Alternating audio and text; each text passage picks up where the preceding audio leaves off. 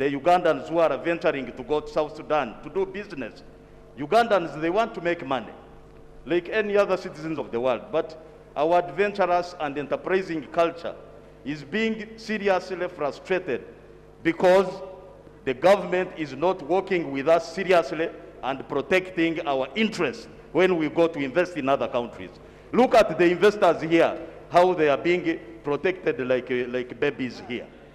All these Chinese and Indians, you find them, you know, living like kings in our own country. But for us, when we make an attempt to go and also survive elsewhere, we are not given that support.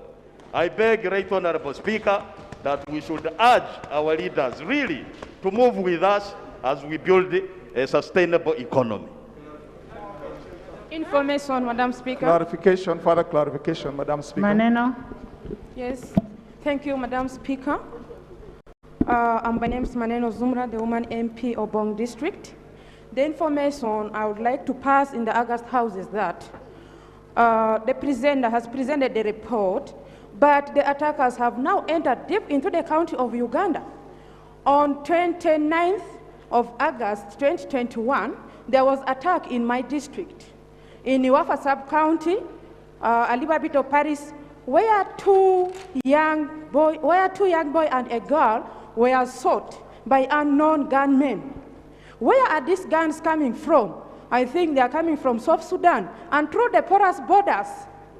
What is the county doing as far as the porous borders are concerned? Thank you.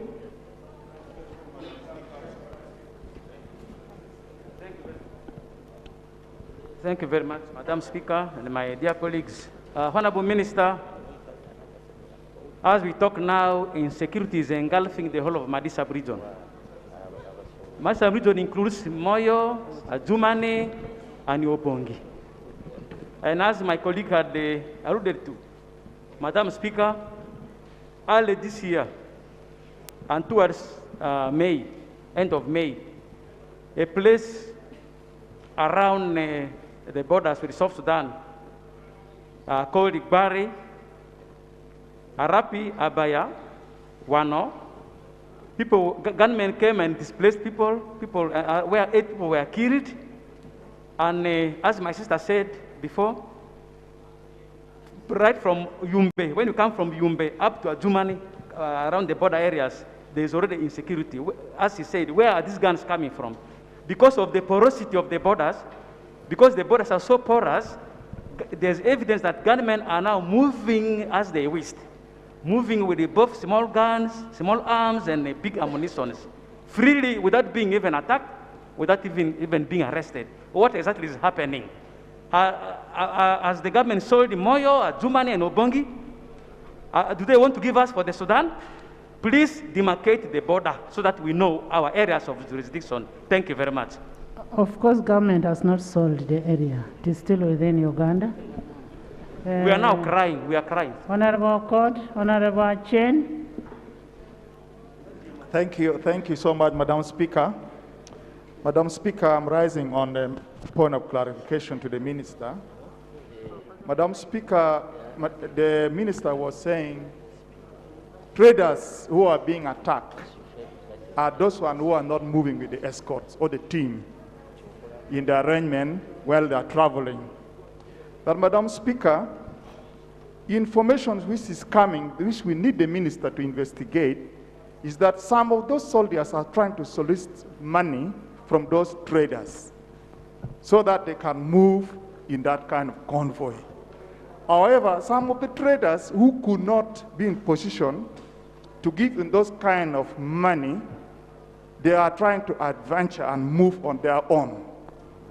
This comes now the question to the Minister. What kind of arrangement have you put in place to motivate those kind of soldiers who are escorting the traders on the road? Then number 2, what kind of facilitation? Have you put them there so that they wait for the convoy to come and then they take off? Or you just solicit them from wherever they are? Then another information that also we have got, between the border in Kitgum and South Sudan, just like the honorable members was saying, these attackers have moved into the country, into Uganda side. And they moved to the extent that they even rob the people who go to digging.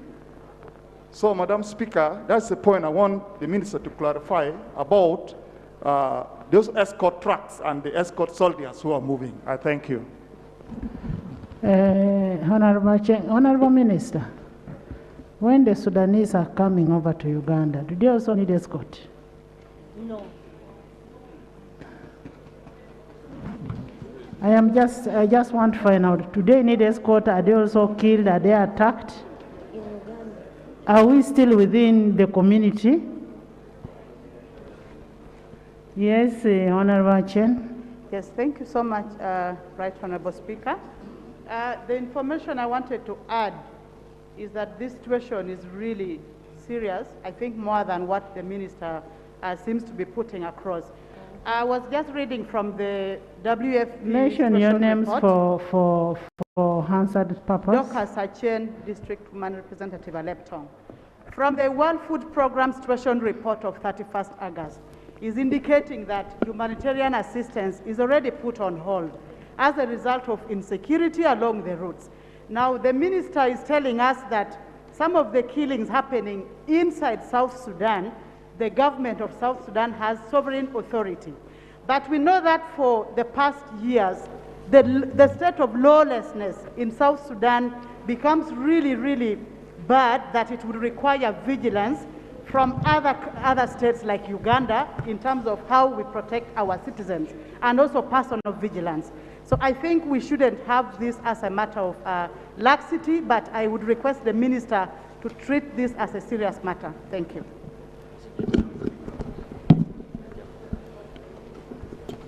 Honorable. Yeah, Madam Speaker. Madam Speaker. Thank you. You will speak after. Thank you, Madam Speaker.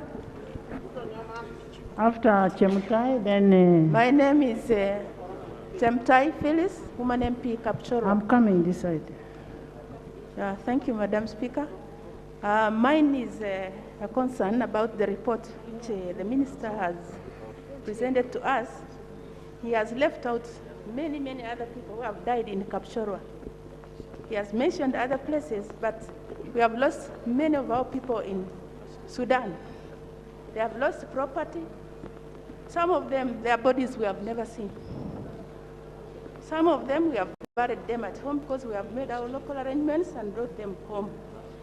But my concern is, why should there be convoys escorting people to Sudan, and yet there are no convoys escorting them from Sudan to Uganda? They have had very good education here. They are living with us very well, and yet they are treating us badly. Why? The minister should give us a better solution to that relation, the bitter relation that we have between Uganda and South Sudan. Thank you. Thank you, Right Honorable Speaker. And I want to appreciate the statement of the minister. However, Madam Speaker, listening to the directly affected people, especially the traders and drivers, on the news on TV, they were complaining that whereas the Minister of Foreign Affairs has gone to Southern Sudan to engage with the Sudanese government, the government here internally has not made efforts to meet them and listen to them. And you have heard from here, Madam Speaker, expressions such as that there is even an attempt to extort money or solicit money from the traders to be able to escort them through the danger areas. So the clarification I am seeking from the minister is, what effort have you done to meet the directly affected people, and to know and hear from them what exactly they are facing, and also to guide them, like you are saying, instead of merely saying that they are supposed to be escorted, they are supposed to do this and that, when you have not engaged them directly in a way like a meeting with them. I thank you, Madam Speaker. Honorable Mbua.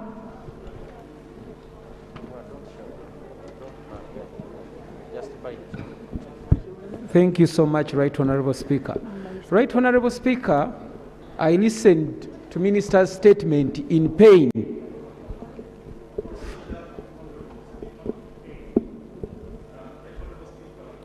Kindly use the microphone.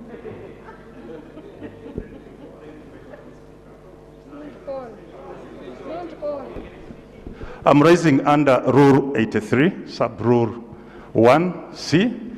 I don't know, Right Honourable Speaker, if you have been observing the conduct of Honourable Silwanyi and his colleague next to him. They are busy in deep conversation, and chatting in this house, Right Honourable Speaker, when deliberations are going on, Right Honourable Speaker. Point of order. He's on process. Commissioner, Honorable Singoma is on procedure. So, thank you very much, Right Honourable Speaker. I was wondering, therefore, if we are proceeding well, Right Honourable Speaker, when a whole commissioner, in the name of Silwanyi, is busy in a deep conversation in this house, right there, Right Honourable Speaker, with the general here. Members, let's discuss the issue. The matter we are discussing now, I don't want interruptions. We are discussing a matter of people who are dying, the Ugandans who are dying, who are being killed. Let's handle this matter with all the seriousness it deserves. Honorable Mbwa.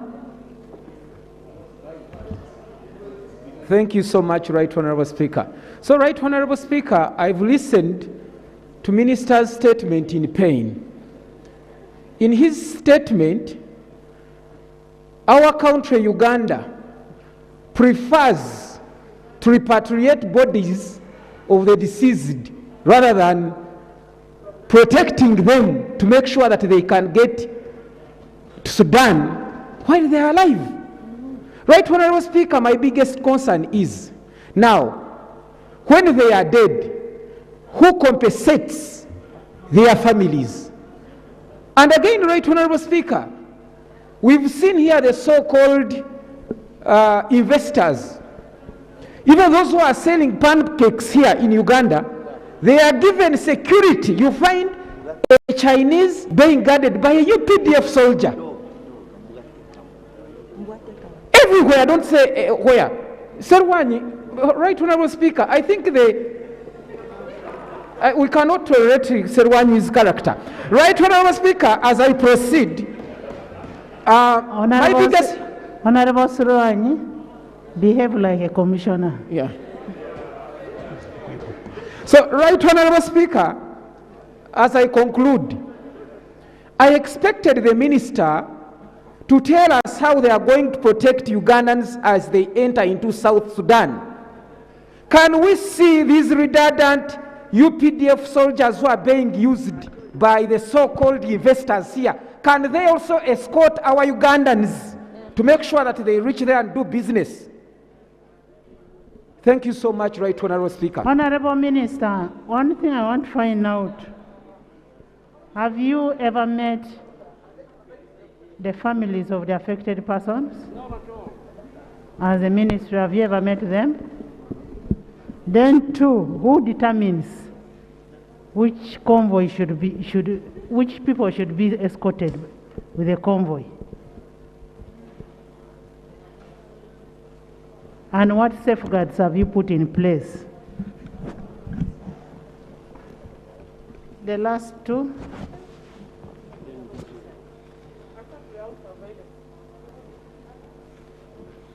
Madam Speaker, I'm by name James Olobo. Microphone. Honorable Lobo, switch on. Madam Speaker, I'm by the name Olobo James, representing the people of Kyoga North in Amolatar district. Madam Speaker, this issue of the traders in southern Sudan started 10 years ago. It was discussed in the 9th Parliament, it was discussed in the 10th Parliament, and today we are here. We must get serious. People have lost money, people have lost life. I'm aware of a friend who is a businessman in Lira City, called Queen Geoffrey. He lost 3 billion 10 years ago. The man has now gone back to Otuke, and he's a poor man in the village there. Government took up this thing. They have been making delaying tactics, verification, and they have not paid these people. Today, I want to see this House resolve this issue, and these people must be paid. I beg to submit.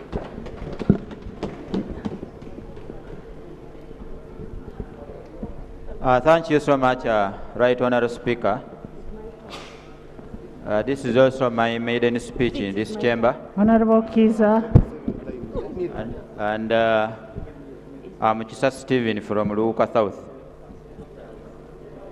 Right Honourable Speaker, the matter of Sudan and Uganda has been raging on for a long period of time. This Parliament, in the 10th Parliament, instituted a committee that went up to Sudan, South Sudan, to verify and also discuss matters of compensating Ugandans who had lost properties there. The clarification I'm seeking from the Honourable Minister, while people are dying the very way they are dying, are you also trying to verify how much property they are losing in addition to their death? I had also expected you, Honourable Minister, to submit, because I heard the government is compensating affected families, especially those who are attacked. Equally, these particular traders who are attacked in South Sudan require equal treatment because they are Ugandans in terms of compensation. And I wanted to add on what the Right Honourable Speaker has mentioned. There are some things that Ugandans are willing to hear from Parliament, and particularly the Minister, in regard to what the government is doing to stop this. Investors in Uganda are treated very well. They are given free land. They are given all incentives they deserve. When we move out to do business, we are killed. And the minister is here. To me, like Mr. Speaker, I saw the minister being so sympathetic to Southern Sudan than Ugandans who are dying there. He's so sympathetic, you know, brotherhood, ABC. We are dying, and he's just dying. So can you be specific, Honourable Minister, sir, when you are dealing with the Ugandans who are dying? I say beg to submit. You see, even in the 10th Parliament, there was an issue of South Sudan, where people who suffered were supposed to be compensated. Out of the so many people who suffered, only 10 were compensated. To date, nobody has been paid, nobody has been compensated. Minister, have love for your people of Uganda. And as somebody said, the investors here are being escorted. They are being protected. Why can't we protect our own people? Honorable Mero, that line up. Thank you very much, Right Honorable Speaker. It's also my maiden statement. My name is Amero Susan, the woman member of Parliament, Amuria District. Madam Speaker, I want to join my colleagues on this issue of Southern Sudan, where I happen to become a victim in my first term in this House. As a member of the Foreign Affairs Committee, we were arrested in the sub-county of Lefori with the Honorable Azza Tom, who was the host MP. And Madam Speaker, I am so much surprised when the minister is very passionate about Southern Sudan, yet in the 9th Parliament, he was one of us who were very tough on the issues of these Sudanese. Madam Speaker, the Sudanese here are bosses. Yes. They move freely. They go wherever they want to go. They are protected, and our people are suffering. I wonder what government is doing about this. Our money, the taxpayers' money of the Ugandans, has been used to secure peace in Sudan. But when it comes to benefiting, other countries are benefiting more than Uganda. Our people are killed, and no one is minding about that. Apart from market business of selling bogoya that we are doing, a lot of taxpayers' money has been invested there. And yet, even when it comes to compensation of these people, a few people are compensated. The likes of the chief whip here, the Aponyes, those big names. Our people down there are struggling with the small things that they are doing. Madam Speaker, I think government needs to be educated. And for us here, as leaders of people, we are able to mobilize our people to do the same to the Sudanese who are here. We feel pain. We feel pain for our people. And the people who are here, who are benefiting from this kind of nonsense, are seated with us here, Madam Speaker. They are seated with us here. They should be protecting our people instead of coming here to lament with us. Now, Madam Speaker, what is even more annoying, when it comes to compensation, the poor people are not compensated. Those who have godfathers are the ones who are compensated. And those who have godfathers are the ones they can retrieve their bodies. Some of us have lost relatives, and we cannot even see them to bury them decently. It is very painful, Madam Speaker. I just request that this House stands up to send a message to the Sudanese, the Southern Sudan people, that even us here we can do the same. Thank you very much, Madam Speaker. Thank you so much, the Right Honorable Speaker, for giving me this moment to say something in regards to protecting our people. I'm a woman, Linda Agnes, woman MP Lira District. I'm too much concerned about this South Sudanese killing because I happen to be the RDC of Amuro who was bordering the South Sudan through a Lego border. According to my experience, because we held a lot of meetings in South Sudan with South Sudanese government in regards to the same. And I would like to bring to the attention of this House and the Minister that a more deliberate strategic approach has to be put in place to protect Ugandans. Most of the areas where our traders have been ambushed are near the barracks in South Sudan. And when I was still RDC, we discovered that these same soldiers escorting our traders are the one plotting for these ambushes. Because you would ask yourself, the ambush is near barracks, and we expect the soldiers in the barracks to respond to rescue these traders, and nothing is done. Linda, can I find out the soldiers who are escorting, are they from Sudan or from They are Uganda? Ugandans. So the Ugandans are the ones killing The Ugandans escort to the border. Okay. South Sudanese soldiers start from there to the other areas. Okay. And they move in shift. Okay. They move from one point and hand them to another group until they reach Juba. So this needs a strategic security approach that the Minister and South Sudan government should put a stringent measure to ensure that we protect our people. Thank you, Madam Speaker. I'm Taban Sharifa Ate, woman member of Parliament, Koboko District, one of the affected districts. This is my maiden speech also. Madam Speaker, tempers are rising in Koboko District. Koboko District is a refugee hosting district. and we are hosting a lot of South Sudanese there. And now, with the current situation whereby our people from Koboko are being killed, people want to take matters into their own hand. We are being asked, when are we going to be compensated? And we have no answers to give our people. I don't know if the minister has answers to us so that we have something to hold on to because we are preaching peace, peace, peace. What peace are we preaching when the Sudanese are killing our people? So our people that are hosting them are getting hostile.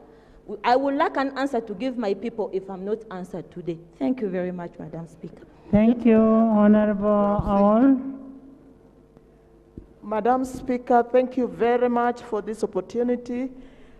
From the 9th Parliament to date, Ugandans have been suffering in the hands of South Sudan government.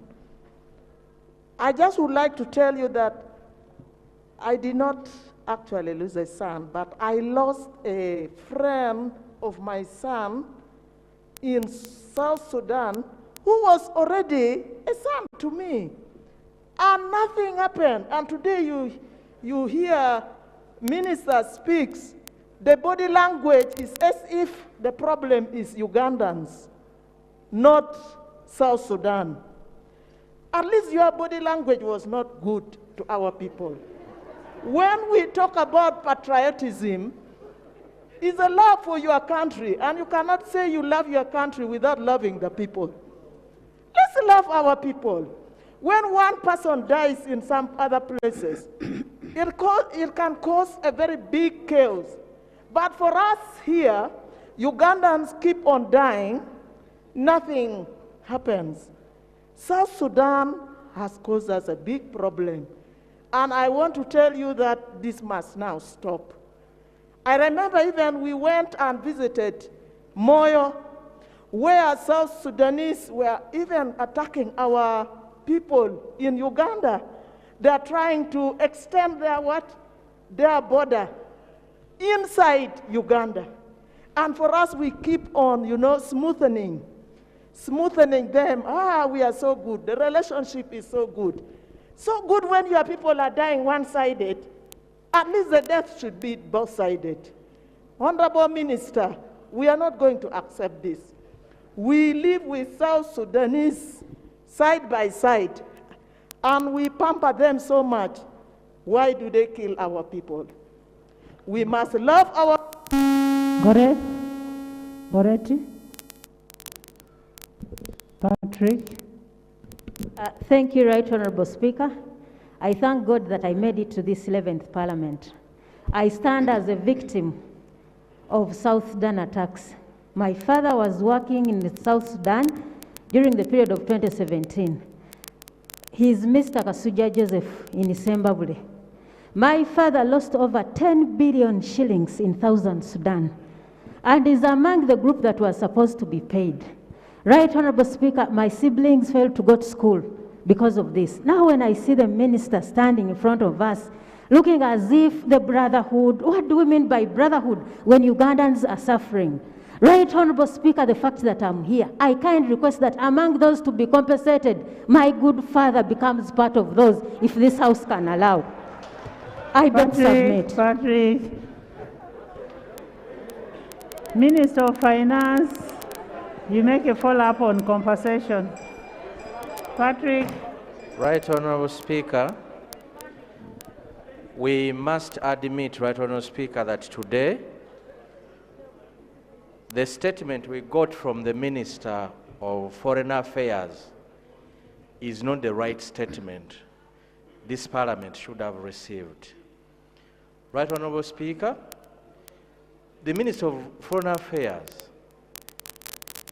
cannot stand here and tell us about matters of trade, matters to do with security.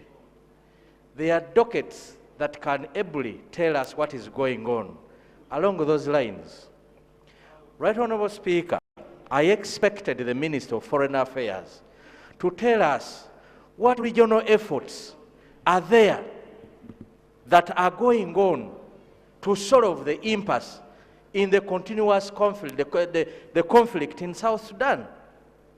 The Minister of Foreign Affairs, Right Honourable Speaker, should have told us what is the Council of Ministers for the East African Community doing in handling the matter in South Sudan.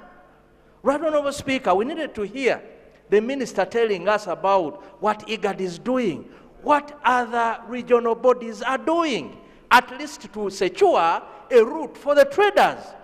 Is there anything that government and other governments in the region doing to handle the matter in South Sudan? Right Honourable Speaker, when I heard the Minister speaking about the brotherly relationship, how we took sides, because, Right Honourable Speaker, in South Sudan there are conflicting factions, and they are known. Once we take sides as Uganda, our people will suffer, because the Minister has just indicated here that they have a very good brotherly relationship with the government that is sitting in South Sudan. Right Honourable Speaker, that's why Ethiopians are not being killed. That's why Kenyans are not being killed, because they never took any sides in the matters in South Sudan. So, Right Honourable Speaker, the Minister of Foreign Affairs should handle matters to do with foreign affairs.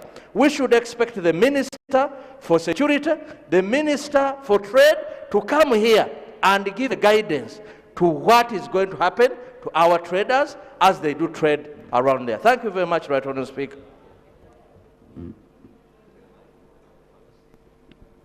Thank you, Madam Speaker. Madam Speaker, we are here, but we are not solving or looking at the gist of this problem. Madam Speaker, we have colleagues that are working in the Southern Sudan. And the information we are getting is that whenever they are taking products that are competing with their products, that's where the problem originates from. We need the Minister to come up and find out whether it's true. Because at the end of the day, we cannot allow our people to die when for us we are looking at brotherhood, like my colleague has said. So let's look at where the problem is. If it's true that they are competing for the market, and that's where the problem is, then let it be solved. If we can stop our people from selling our products there, we stop them than losing life for nothing. Thank you. Thank you. Yeah, thank you, Right Honourable Speaker. Isaiah? My name is Isaiah Sasaga. I come from Suronko, and actually the one Gidudu who was killed comes from my constituency. And I participated logistically about his burial. But one thing I noted, Madam Speaker, from the mourners who were there, who happened to be part of the group, or the traders who go to Juba. For them, they decry so much how security of Uganda doesn't help them. They say wherever they have the challenge, they get back to security. The Ugandan security even gives them contacts. They say in case of any challenge, you get back to us. But whenever they have tried, security demands money. They say if you don't pay this, we shall not come to your rescue. Sometimes they demand and they say, send on our mobile numbers, phone numbers before we come. So that's one of the big challenges with the Ugandan security. We interacted in one of the committees this morning with ISO and ISO. And we were able to be informed that they have around 53 border points where they have staff, 53 border points. These are organs, we appropriate a lot of money to them to coordinate, to collect the information, to process the information, and even hand over. They have even got an apex body which looks at security issues. Well, is it JICA and JUCO? One is in charge of joint intersecurity, I think, council or cooperation. One is joint operation. As long as they get the information, they react. So, Madam Chairperson, our plea is that for us, for example, like in that region of the Aragon, our food, the food we have and produce largely, our big market is in Southern Sudan. That's why yesterday I almost wanted to put on much on order when he said we disband them out of the East African community.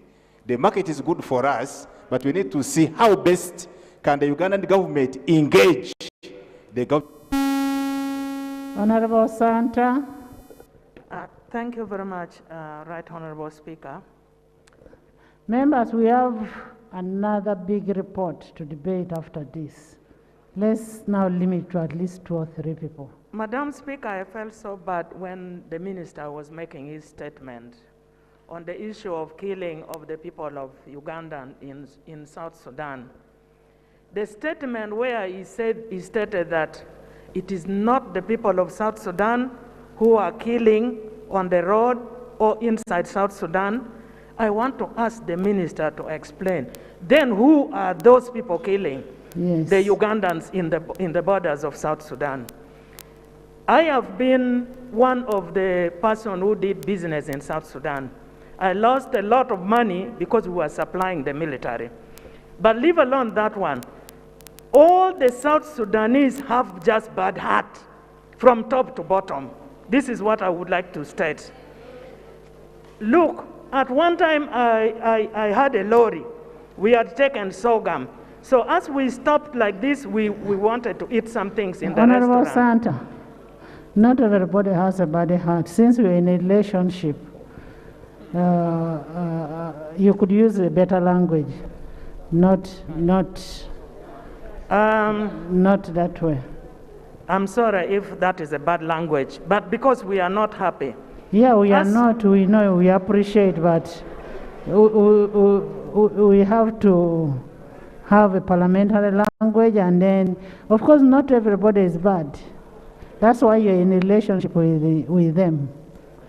Just like Honorable Isaiah said, it's part of our area for business, and we can't say everybody is bad. Much obliged. But what I was explaining was that we just stopped with the lorry like this, and we were taking food in the restaurant. When we returned, before we entered the lorry, a South Sudanese border came and hit himself on the lorry. And after a short time, the police surrounded us. And here the statement. The police made a statement asking us why we went to South Sudan. They said, if you did not come to South Sudan, we should have not got this accident. That is the reason why I say sometimes all of them are not good. So for me, I want to propose like this. Radical situations need radical steps. I know that we in Uganda, we need money from South Sudan, but also these South Sudanese need us. They don't have tomatoes in their homes, they don't have these bananas and so forth, they also need us. The radical step I'm proposing is like this, that for the time being, as Ugandan government sorts out with South Sudanese government, which I am sure is not going to be done within a short time, this issue has been going over and over and over, and we keep on losing the people. The radical step I'm proposing is that for the time being, we let Uganda close the border out of South Sudan for about 2 months. Yes. Thank you very much, member, for giving me Commissioner permission. Sirwanyi, you spoke. If you fail to give information. Thank you. Thank you. Thank you, Right Honourable Speaker. Right Honourable Speaker, yesterday, when we raised the matter of insecurity and the killings in South Sudan and the borders of South Sudan and Uganda, it was something that needed very, very urgent, quick solutions.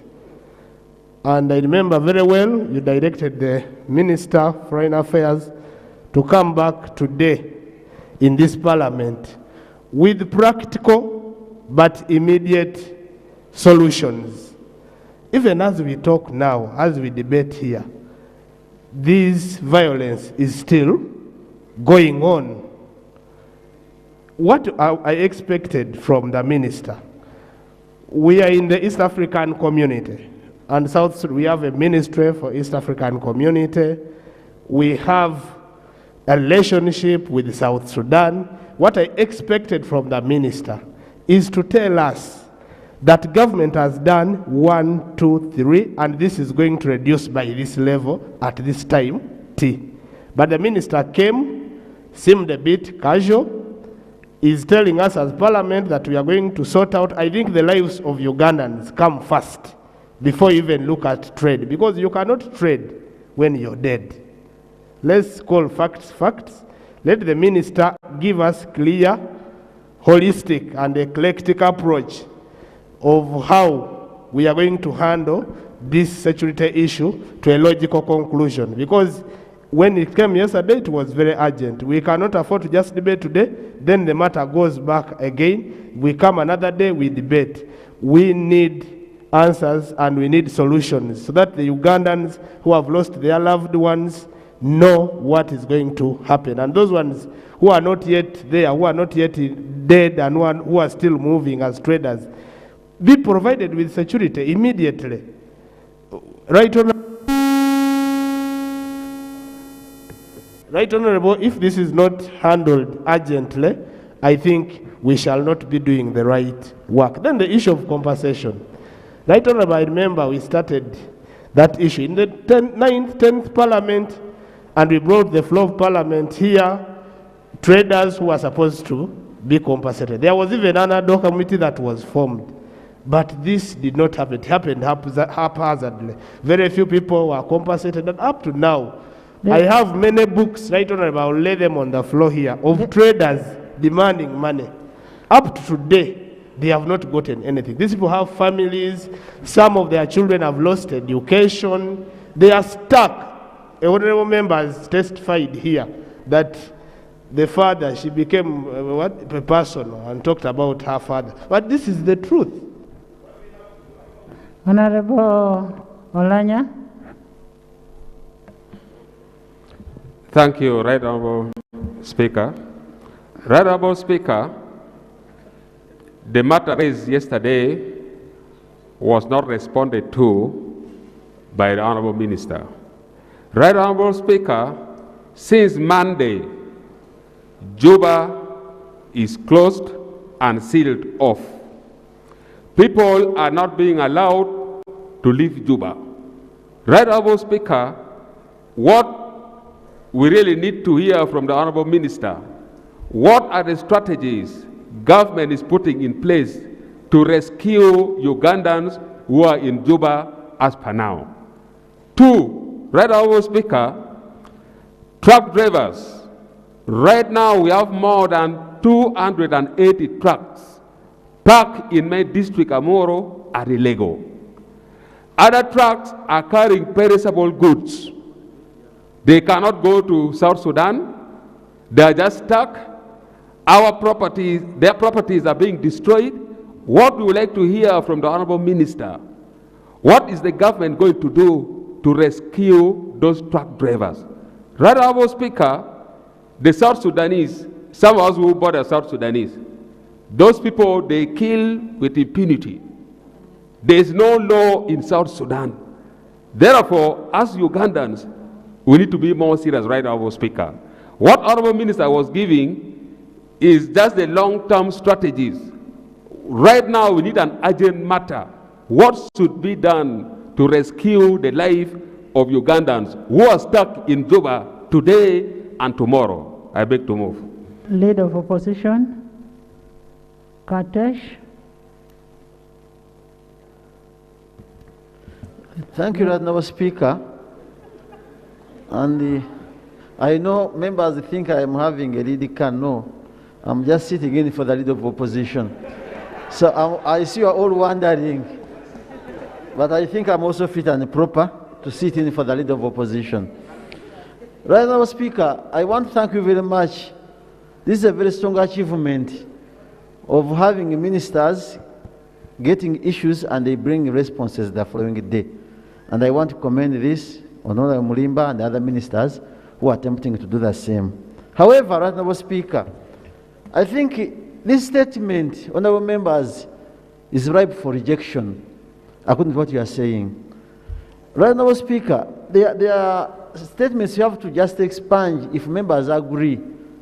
The Honorable Minister, on page 3, it is important to note that these attacks happen in the territory of South Sudan.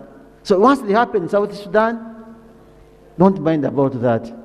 B, government of South Sudan. He's giving the facts of what happened. Rather, Speaker, I'm giving something very important here. Allow me to conclude, and then you will direct me as per your powers, no Speaker. B, is saying, government of South Sudan has sovereign authority. Even Uganda has sovereign authority. When we talk about our citizens going to South Sudan, it's not about mere entering without permission.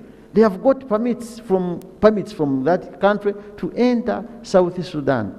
So when you talk of this, you are as if saying that for us, at the moment Ugandans are there, that government can do, people of South Sudan, not government, maybe even if it's their government, they can do what they want to our people. Right now, Speaker, this thing is not coming for the first time, but we need practical solutions from the ministry. I know Honorable Mulimba was here in the Committee of Foreign Affairs for some good time. I think even you chaired it as the chairman of that committee. You know what we were doing at that time. We have failed to get... Honorable, can you summarize? Right, Madam Speaker, I'm summarizing. The issue of compensation. Honorable members, we are going to get a situation where Ugandans think of they are good, but we don't think we should do... Yes, we want compensation, but it is coming as a culture that someone has died who is compensating. We have died, compensation. Life cannot be compensated. We must see how we save our lives. Right now, Speaker, when you look at Sudanese here, they are enjoying this country. Go where there are games, they are playing volleyball, they are renting. Honorable Katesh, but before Katesh, what leader of opposition is raising that government of South Sudan has sovereign authority? Does it mean that they have the authority to kill whoever goes there? That's what you need to interest yourself in. Katesh Katuntu, the Minister. Thank you very much, Right Honorable Speaker. I want to thank the Minister for the statement. And I can understand the colleagues, the concerns that are being raised. I think this matter is not just a foreign affairs issue. This matter, government needs to look at it holistically. The Minister of East African Community, the Minister of Trade, the Minister of Internal Affairs, Security. I think we need to have an interministerial committee.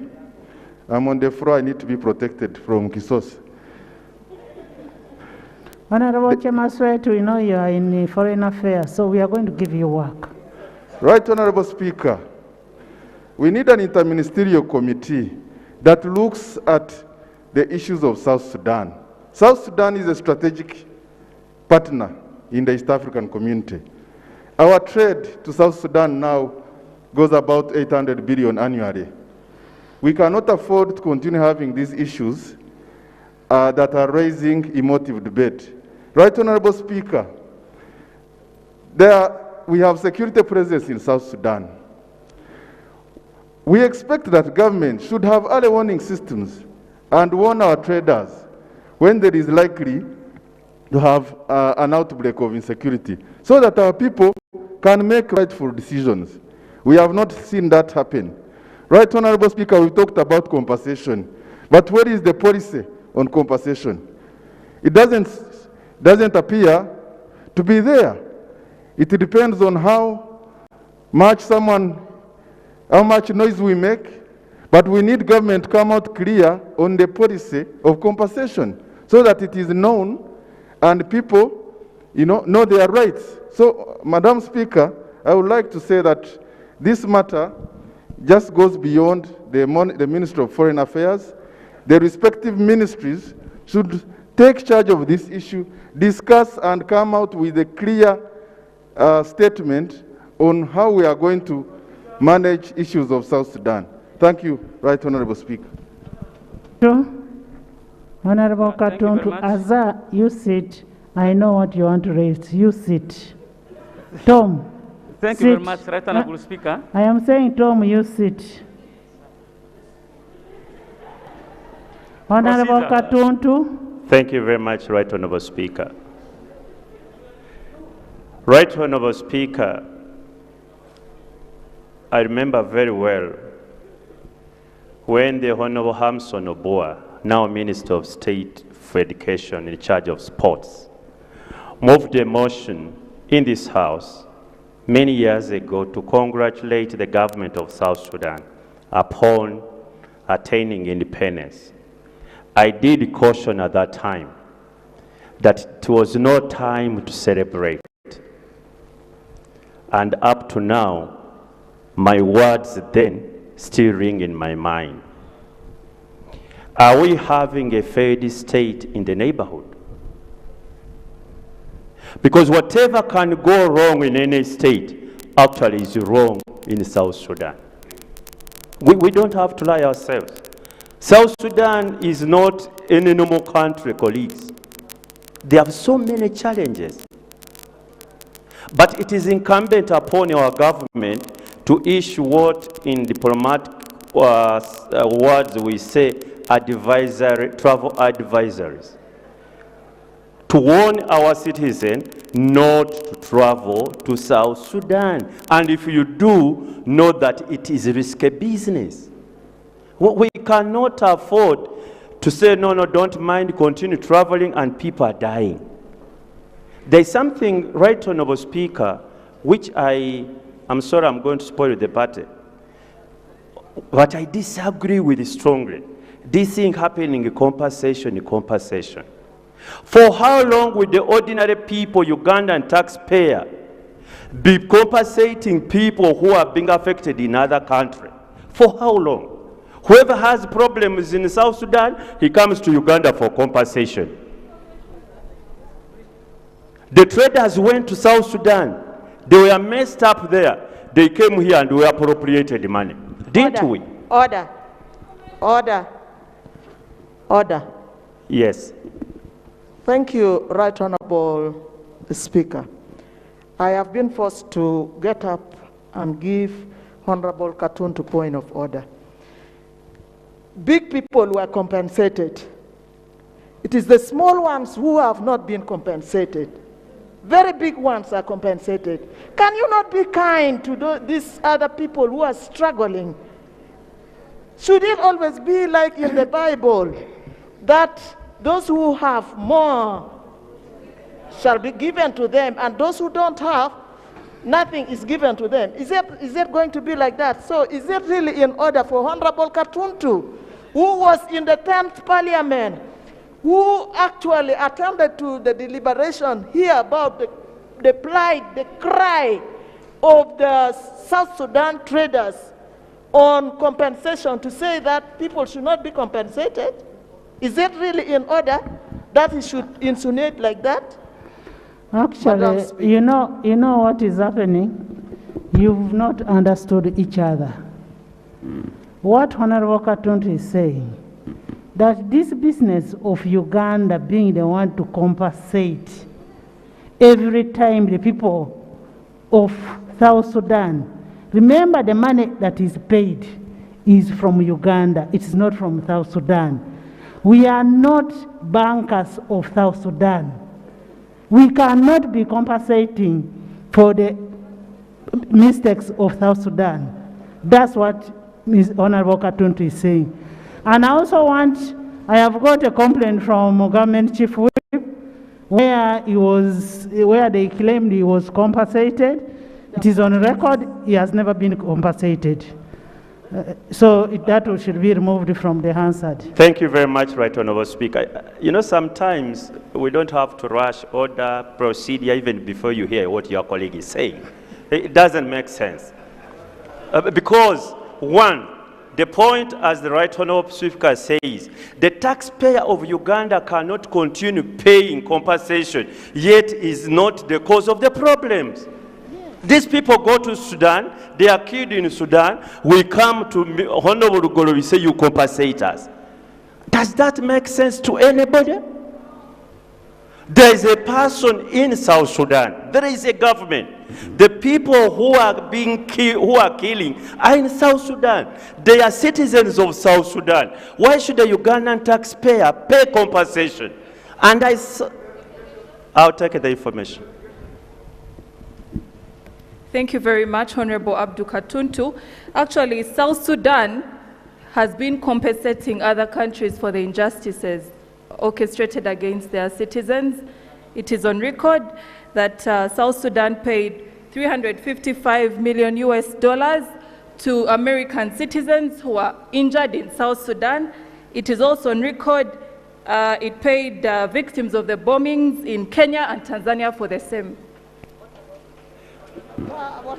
So the point of information I'm giving you, Honorable, is that South Sudan is well and capable to pay compensation. I think countries should carry their own burdens. First of all, primarily, it is their burden to protect every person who enters their country. And if can I conclude? Can you conclude? My senior colleague might have something very urgent. I'll take it right on over. With your permission, of course. Honorable Felix, you forgot how to switch on. Madam Speaker, Honorable Katuntu was a member of the 10th Parliament. And he has been in Parliament for close to 20 years. He is aware that the government of Uganda encouraged our people from Uganda to access the new market that has been got in South Sudan. Our people went there and did good business with the government of South Sudan. And it was not their fault at all. We can't blame them. When they suffered there, I want to inform my brother that the government of Uganda had a bilateral agreement. The money that is going to be paid is not the government of Uganda's money. That money is going to be reimbursed, is going to be paid by the government of South Sudan. Can I make a correction? I'm giving him clarification. No, I'm making a correction because I don't want you to mislead this House. Okay. The money that is being paid to these traders is money which is coming from government of Uganda, being lent at no interest. Lent to South Sudan at zero interest. At a good paper. When will they pay? I don't know. I am not sure if you're a bank of another country. Anyway, I think if you are a government and you have been picking taxes from your people, you need to jealously regard that money. You don't recklessly spend it. You don't recklessly lend money at zero interest. You don't do that. They are hardworking people who wake up every day to pay those taxes. They pay taxes for purposes of getting services. And instead, we are engaged in recklessly spending the money. Anyway, but that's not the point. The point, right, Honourable Speaker, as I take my seat, is government of South Sudan should take over the responsibility of looking after people who go to that country. They should provide security. Two, if anybody is affected, the laws of that country require that they compensate that person. Other than running to Uganda and say, please, can you pay, we shall pay you back. Lastly, the government of Uganda should take advisory notices to its own citizens. Don't travel to South Sudan, however much lucrative the business is, because you stand a risk of losing your life. Because every day we are going to have the same problem, right, Honourable Speaker. And the honourable members from the UPDF know this here. They know it. Many Ugandans have lost life. I'd like to ask the Honourable Minister, since the South Sudan got independence, how many Ugandans have lost their lives? I thank you. Government Chief Whip, then the Minister. Thank you, Right Honourable Speaker. I join colleagues in appreciating the situation, and I also thank the Minister for the efforts being made. And what I wanted to just put across, Right Honorable, as a person who has ever done business in that country. The problems on that route are very many, but also inside South Sudan, you'll be shocked to find very many Ugandans who are doing extremely well in their businesses inside. When you go to a market called Konyo Konyo, that market, the language is Luganda. When you got areas in Unity State, in Wau, in Maridi, you will find Ugandans flourishing very well. So, whereas we are here looking at the situation of what is going on with the transporting people, those ones who are receiving the goods, that are likely to receive the goods inside Sudan. I remember there is a time when we organized ourselves as traders, and we told our people to get out. Most of them nearly killed us. They said, we get out, we go where? Do you know the money, the profit we make here? When you talk to people, and I think it's very important, whenever Katuntu's point, that we advise our traders, the dangers. If the minister has said, don't move without a convoy, but someone is having a deal that if I deliver this container and I make $100,000 on it, he says I would rather take a gamble.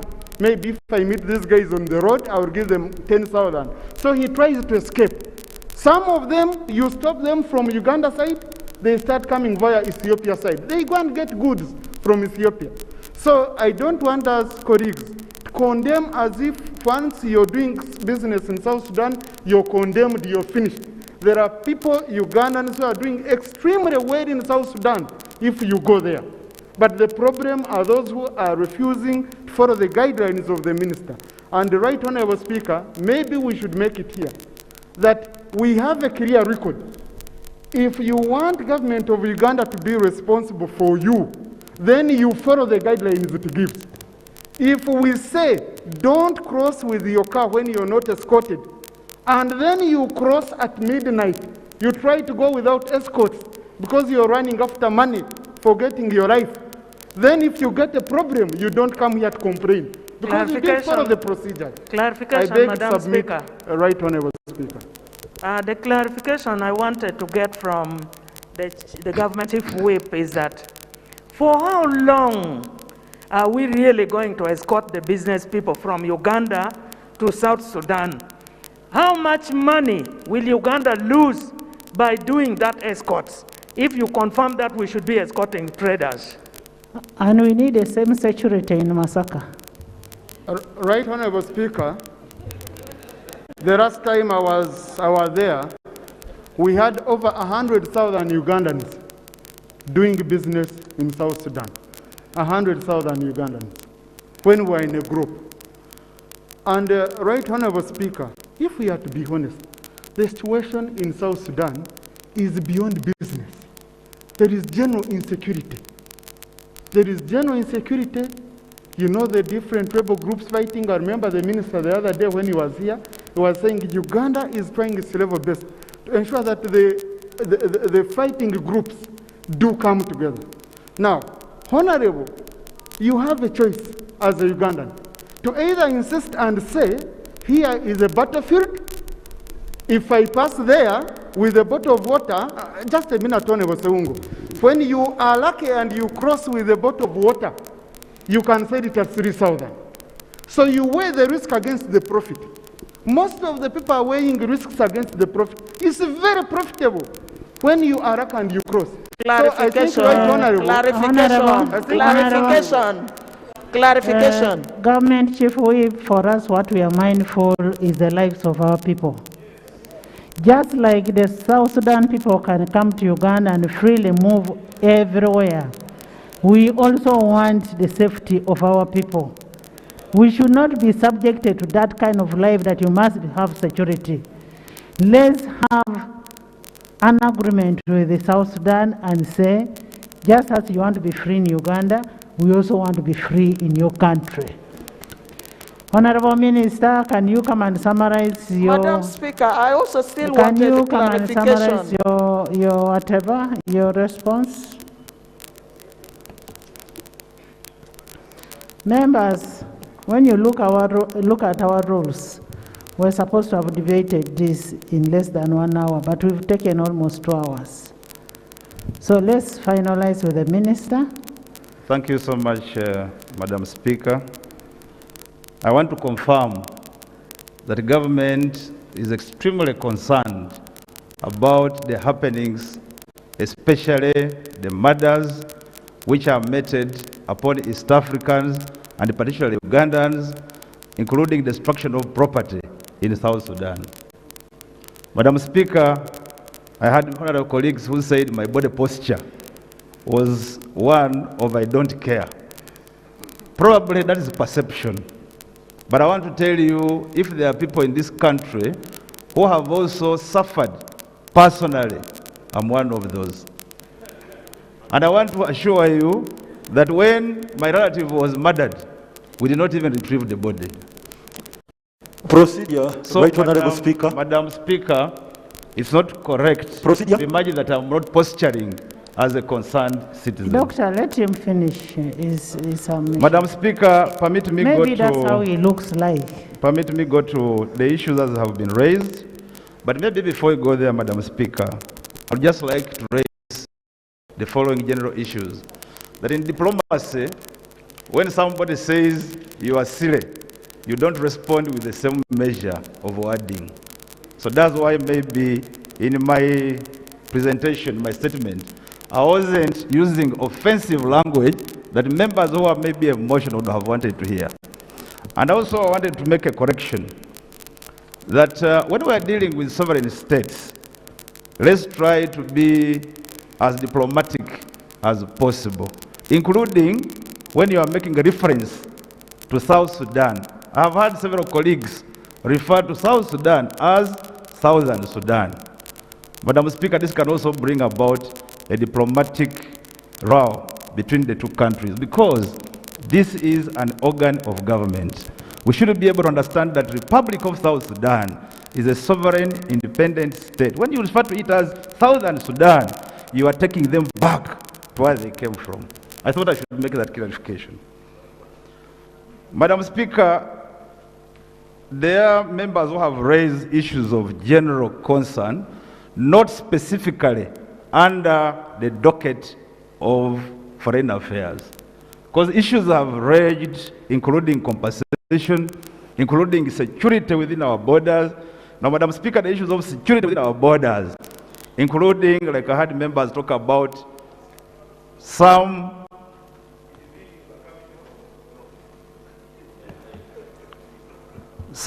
gunmen are coming from South Sudan and attacking our members in Uganda. Then some of the South Sudanese within are misbehaving towards Ugandans. I think that's not a matter of foreign affairs. That is a matter of security, and I think the appropriate docket will be able to respond. In respect to the losses which were suffered and which are due for compensation, Madam Speaker, that's not a matter of foreign affairs as of now. That's a matter of Ministry of Trade working together with the Ministry of Finance. Now, this is in respect to members who have raised, like Honorable Oleru, the attacks in Bare, Arapi, Abaya, including Obongi attacks. Those are matters security, and I hope the concerned dockets will make the necessary answers. About extortions, Madam Speaker, and this is what I said, that you know South Sudan is a sovereign state. We have bilateral relationship with them, but we can do little into issues of internal governance with them. What we require of them is to ensure as regional partners that peace prevails. Government of Uganda, like I said in my statement, Madam Speaker, is doing all it takes in terms of bilateral engagements, including engaging at regional, continental, and UN level. In my statement of 25th, Madam Speaker, and the honorable colleagues, especially leader of government business was here, I stated very clearly a number of steps that the government of Uganda has taken into ensuring that peace prevails. However, we can only do that at those levels, we cannot go into internal management. Internal management rests with authorities in government of South Sudan. Madam Speaker, I did ask a question as to whether the soldiers, those who misbehave, and I want to confirm, maybe they could be, we could call them gunmen, require escort when they are coming in here. In our engagements with the government of South Sudan, we were told the killers are not government soldiers, but they are unknown gunmen. In my statement here, Madam Speaker, the other day, I did indicate that we have a number of warring factions. Uganda did a lot of efforts to ensure that these factions come together, and recently, under IGAD, to Rome to sign a peace pact. But one faction ran away without signing the peace pact, and that's the one which is extremely irate. Now, we cannot confirm as government of Uganda, but we cannot rely on what we are told and what we are told by the other states. Now, traders within Uganda, and I think unless otherwise informed, have not been attacked. Traders have only been attacked after they have crossed from Uganda to Republic of South Sudan. And like I have said, honorable colleagues, the attacks which happened there, one, Uganda is not responsible. And when I say that, some members may say you don't care, we care a great deal. We care. And we wouldn't want any of them to be attacked. However, it's the responsibility of the government of South Sudan. Our concerns have been severally, diplomatically, and bilaterally put to the government of South Sudan and to the region authority. A honorable member said insecurity has halted humanitarian supplies. And I don't know whether he meant insecurity at the border, in our borders, or within the Republic of South Sudan. But I think if it's within the Republic of South Sudan, like I have said, and I want to reiterate, that's not within our mandate. However, as partner states in the EAC, government is doing all it takes. Madam Speaker, even only yesterday, when you ordered us to make this statement, the head of IGAD on peace in South Sudan was here holding a meeting with our president in respect to restoring peace and security in South Sudan. I have had members who have said the minister should have done this, should have done this. I understand your plight, honorable colleagues.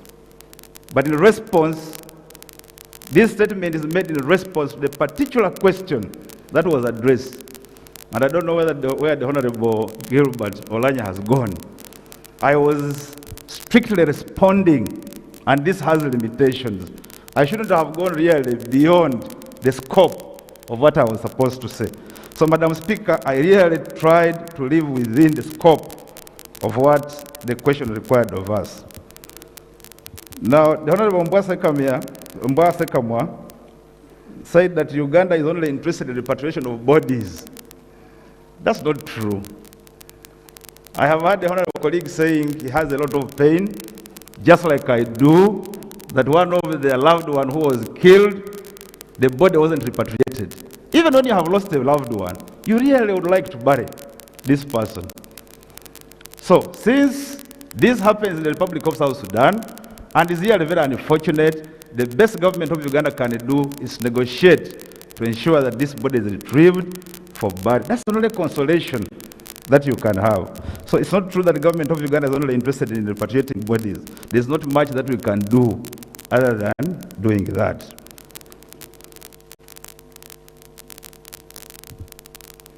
A honorable colleague said government hasn't done much to meet the drivers. That's not true. It couldn't have been me or any of the ministers from Foreign Affairs, but we work out with the teams. The team of technical staff went and met these traders, but the traders would like to have a guarantee from the Republic of South Sudan that they are going to be provided with sufficient security and assurance that they would reach their destination before they can leave.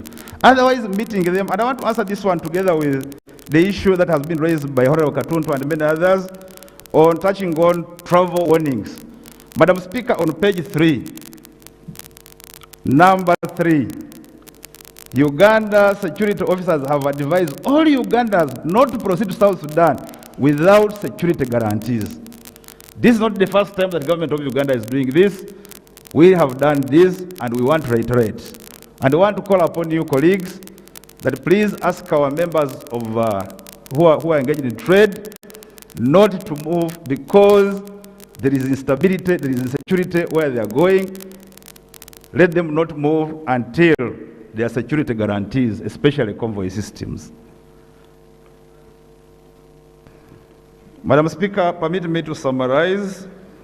Issues of extortion, issues of gunmen moving into Uganda, that's a security matter. Extortion, we have no control over it. South Sudan soldiers entering Uganda, that's a matter of security. Honorable Chemtai said there are so many who have died. It could be true that the number of people, Ugandans who have died in South Sudan, and the government has not picked the info. We kind of like to appeal to you if you have any information related with the Ministry of Foreign Affairs for onward processing. Because Ugandans enter South Sudan through various ways. And like you have heard the submission of the Honorable Chief Whip, other Ugandans go through the border with Kenya, others go through the borders with Ethiopia, but they find themselves there. So kindly, we may not be everywhere to find all that is happening there.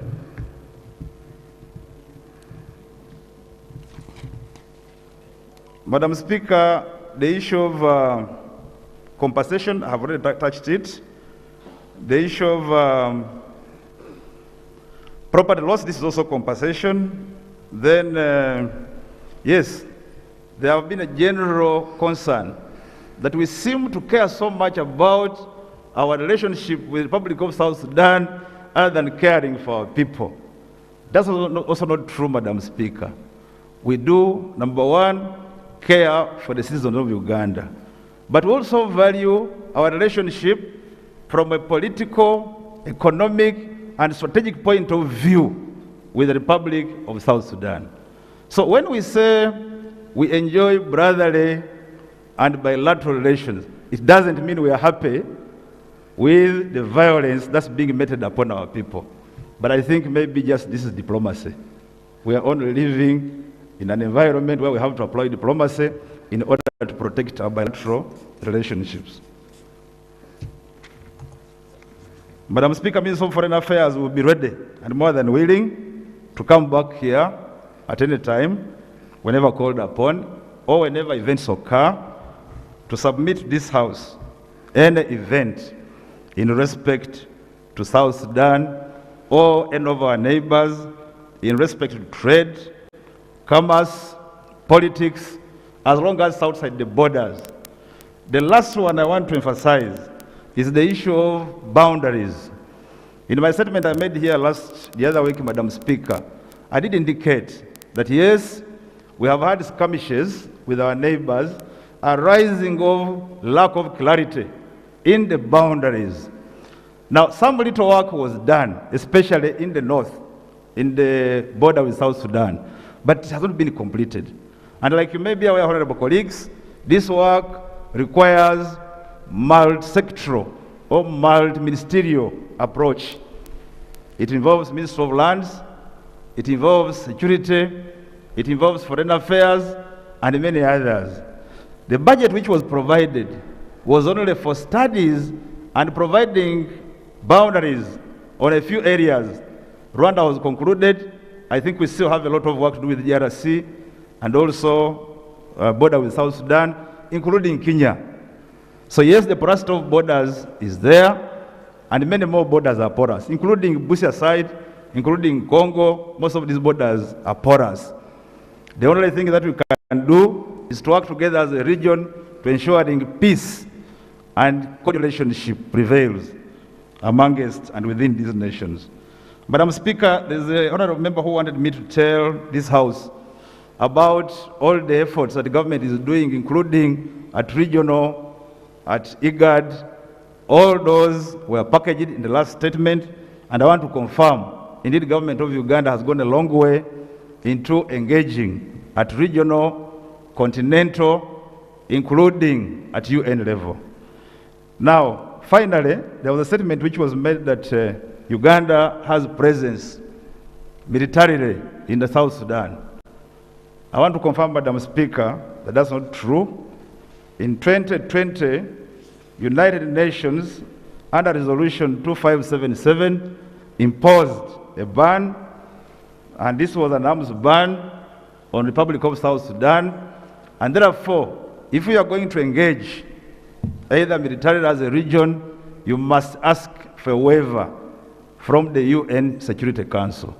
So that's why, even now, it's not as easy as we speak that intervention of the UPDF will be called upon and very easily enter the Republic of South Sudan. Finally, Madam Speaker, I want to call upon colleagues.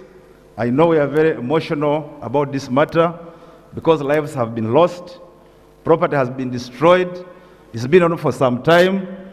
I would like to pray that not lose heart and let's hesitate from making hasty statements, and sometimes those ones which are undiplomatic, which might cause us diplomatic crisis. And like I have said, we need the Republic of South Sudan for political, economic, and strategic reasons. I thank you, Madam Speaker. Thank you, Honorable Minister. Prime Minister, I am asking you to convene an interministerial committee comprising of foreign affairs, security, defense, trade, industry, and cooperatives to devise a tangible action points to ensure that the safety of Ugandans is a priority. The interministerial committee should consider strengthening the liaison between Uganda and the South Sudan, since we've agreed they have lucrative business and we need each other and we don't want to do what they are doing.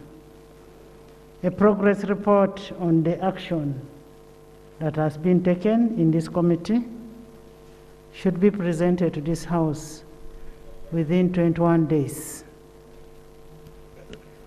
Should be presented to this House within 21 days from today.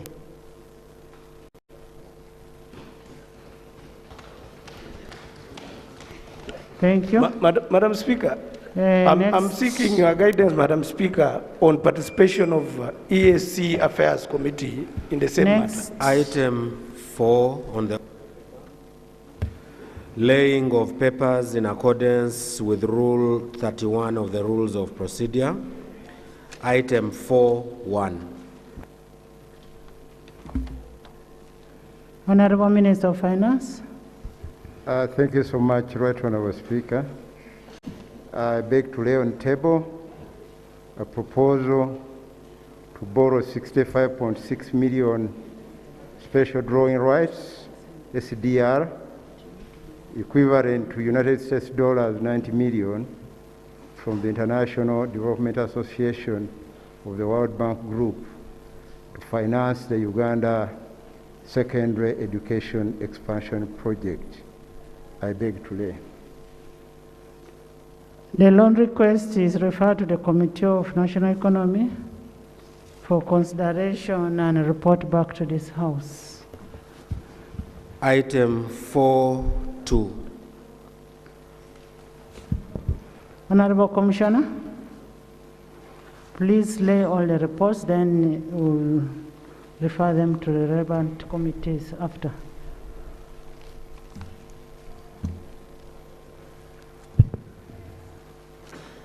Thank you, Right Honorable Speaker. I beg to lay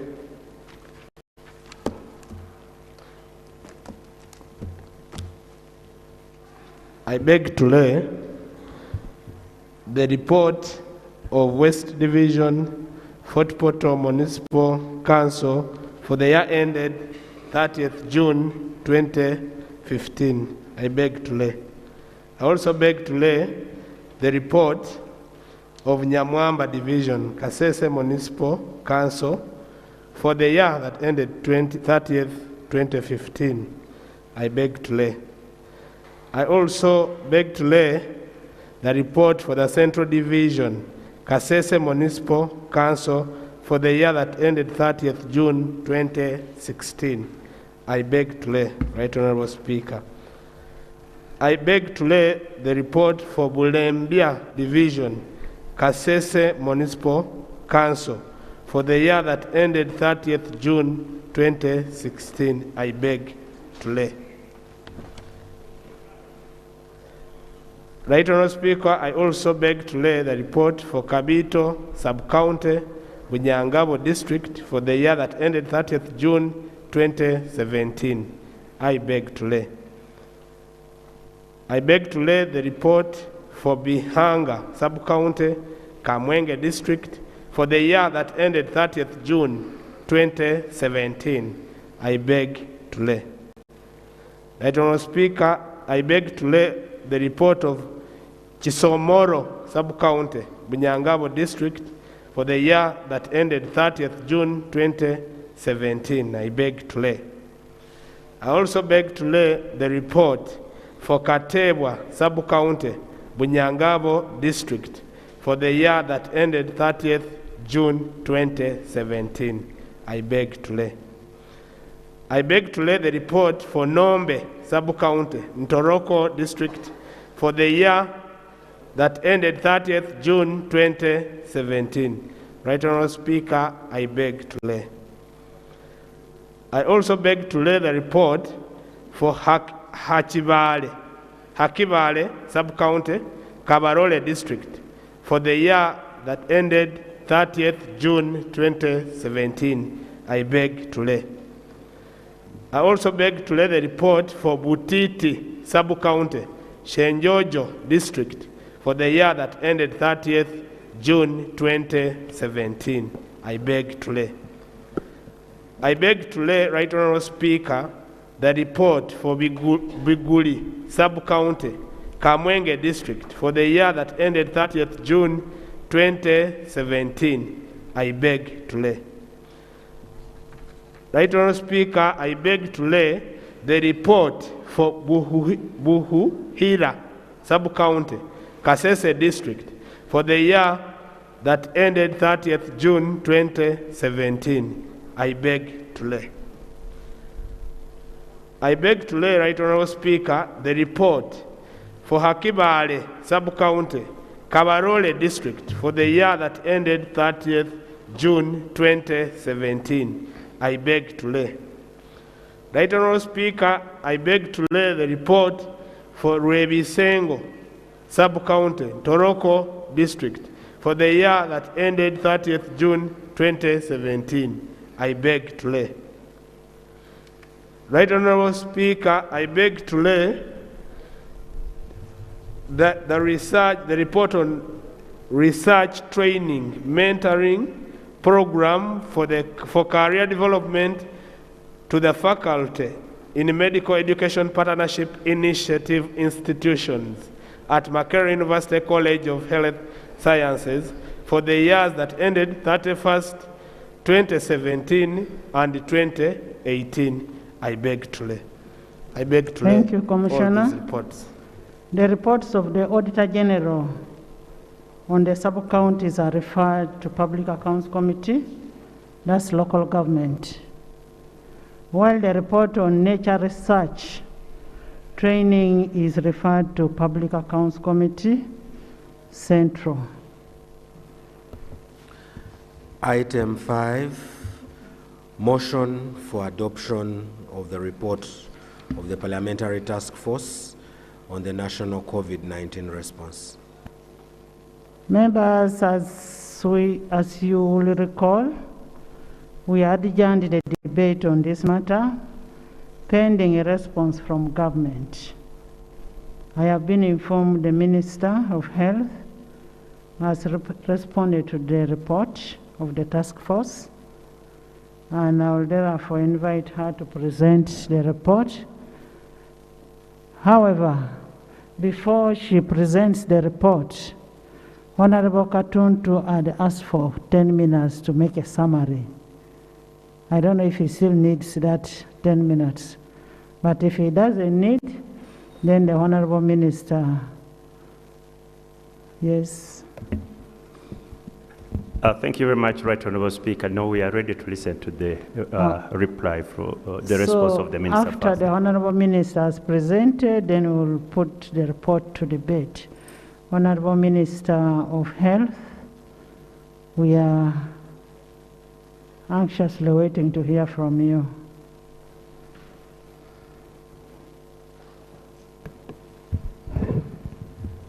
Thank you very much. Right Honourable Speaker.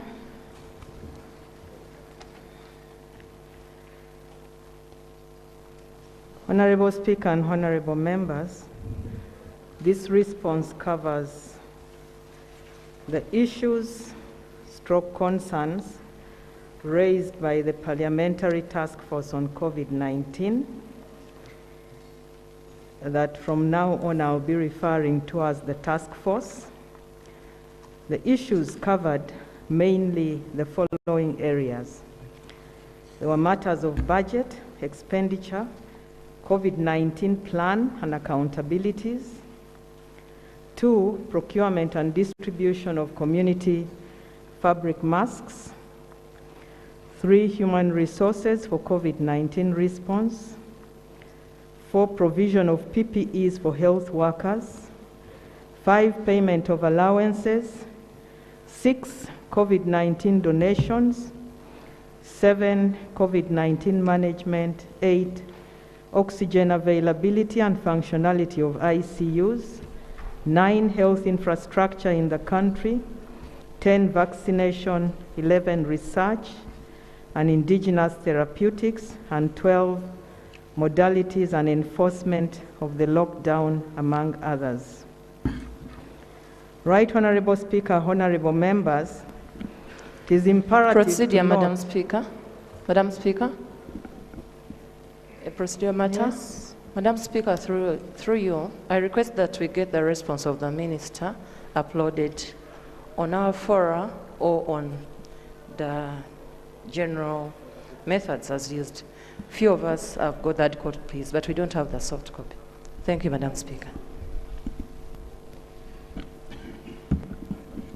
Yeah, right now, Speaker, I think the Minister only availed the LOP with a copy, and I was just asking the chairman here of our task force.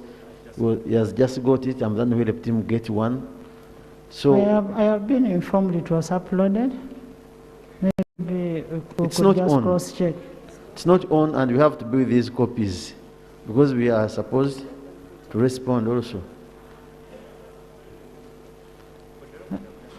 For the record, the chairman has just got one. I'm the one who asked him whether he had read the report. He said no. I also got it from here. So I don't know that one of members you have this report on your iPads. I am also informed. Chief Whip has just said the Wi-Fi is it on? No. The Wi-Fi is not on. We cannot proceed with this.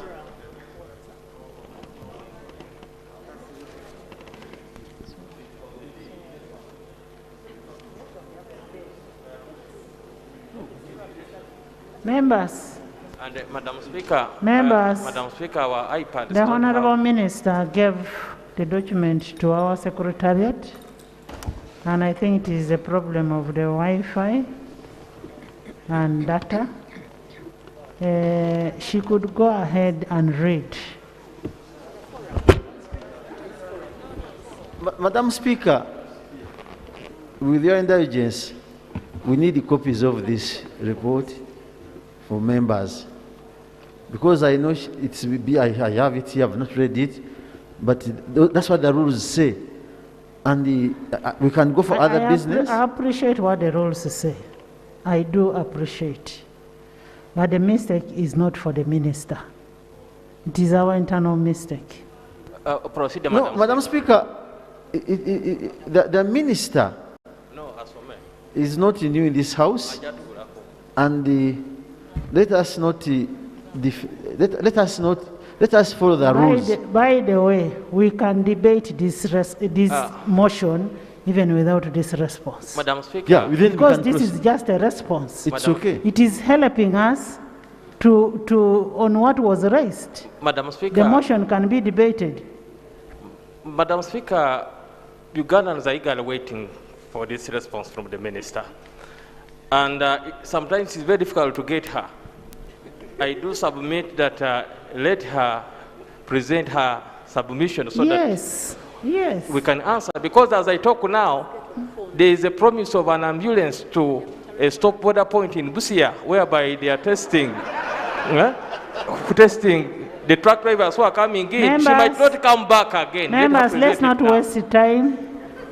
I want Honorable Jane Achen, the Minister for Health, to read the response herself, because I don't want her tomorrow to send somebody.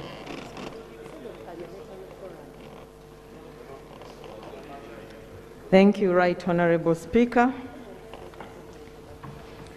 Right Honorable Speaker and Honorable Members, it is imperative to note that the task force report does not carry any commendations for the good work and the ongoing efforts by government in fighting the COVID-19 pandemic and the successes registered that have won Uganda recognition globally.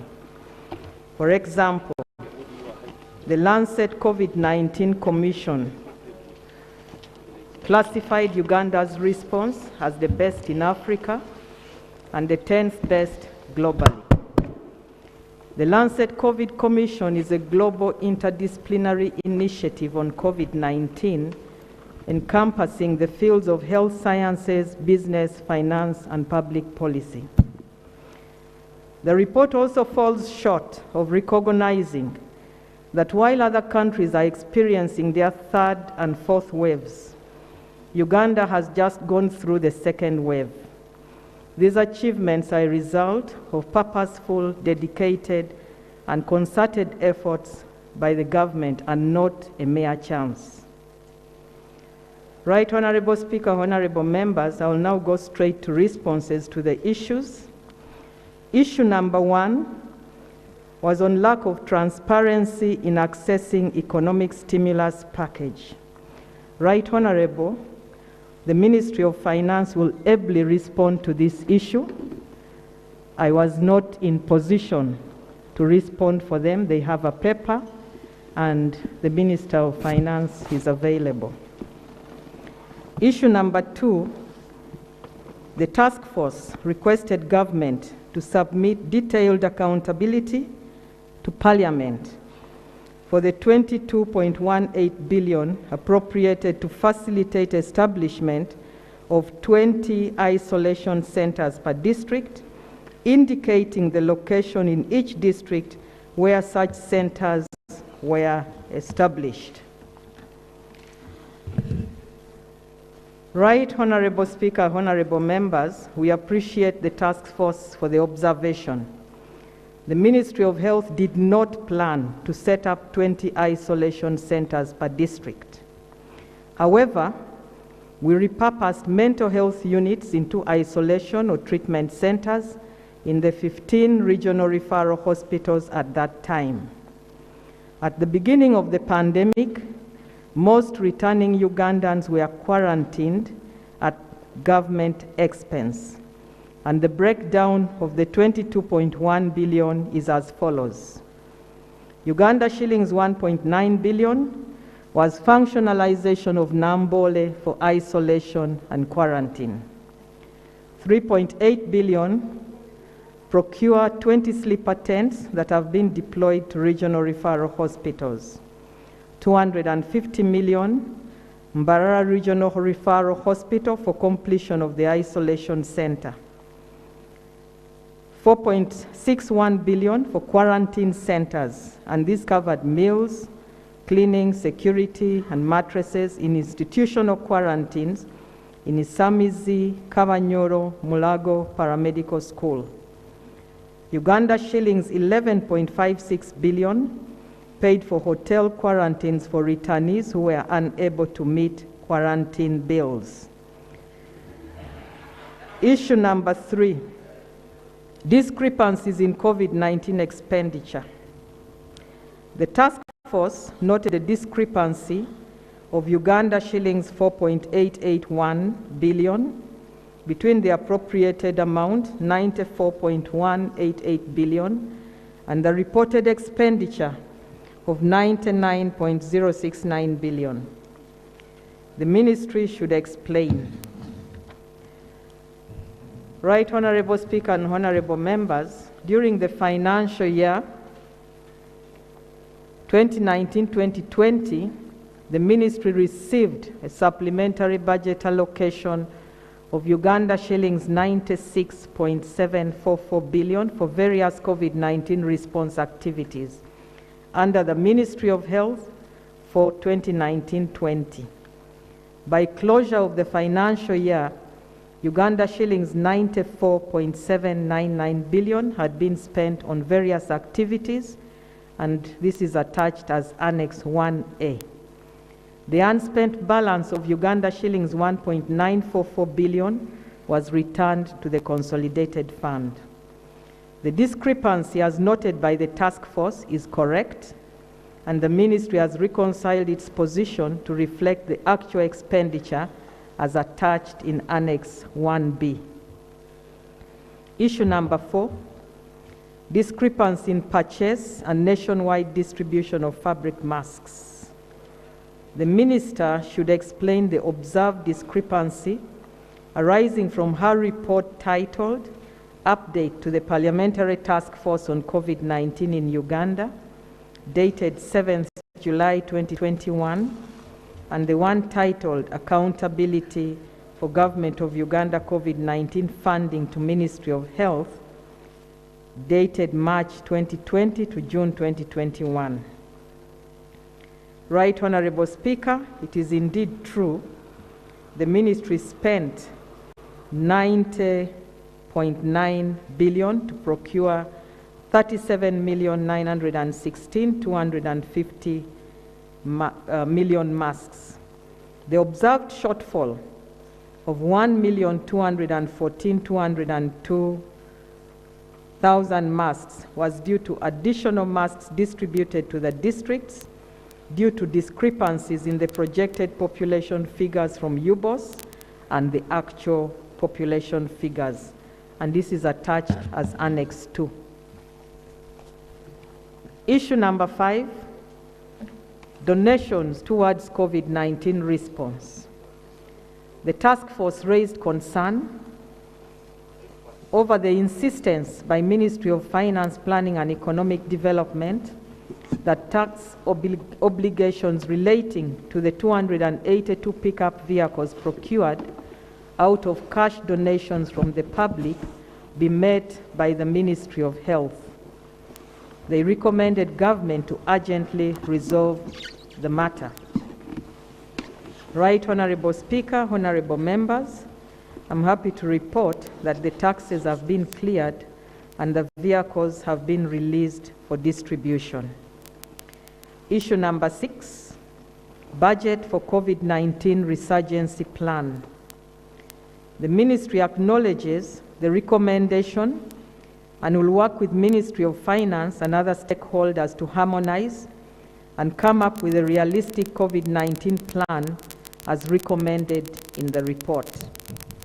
Issue number 7, external financing to Ministry of Health for COVID-19 response. The task force asserted that there is a likelihood that funds from partners and those from government could have been used to fund the same activities.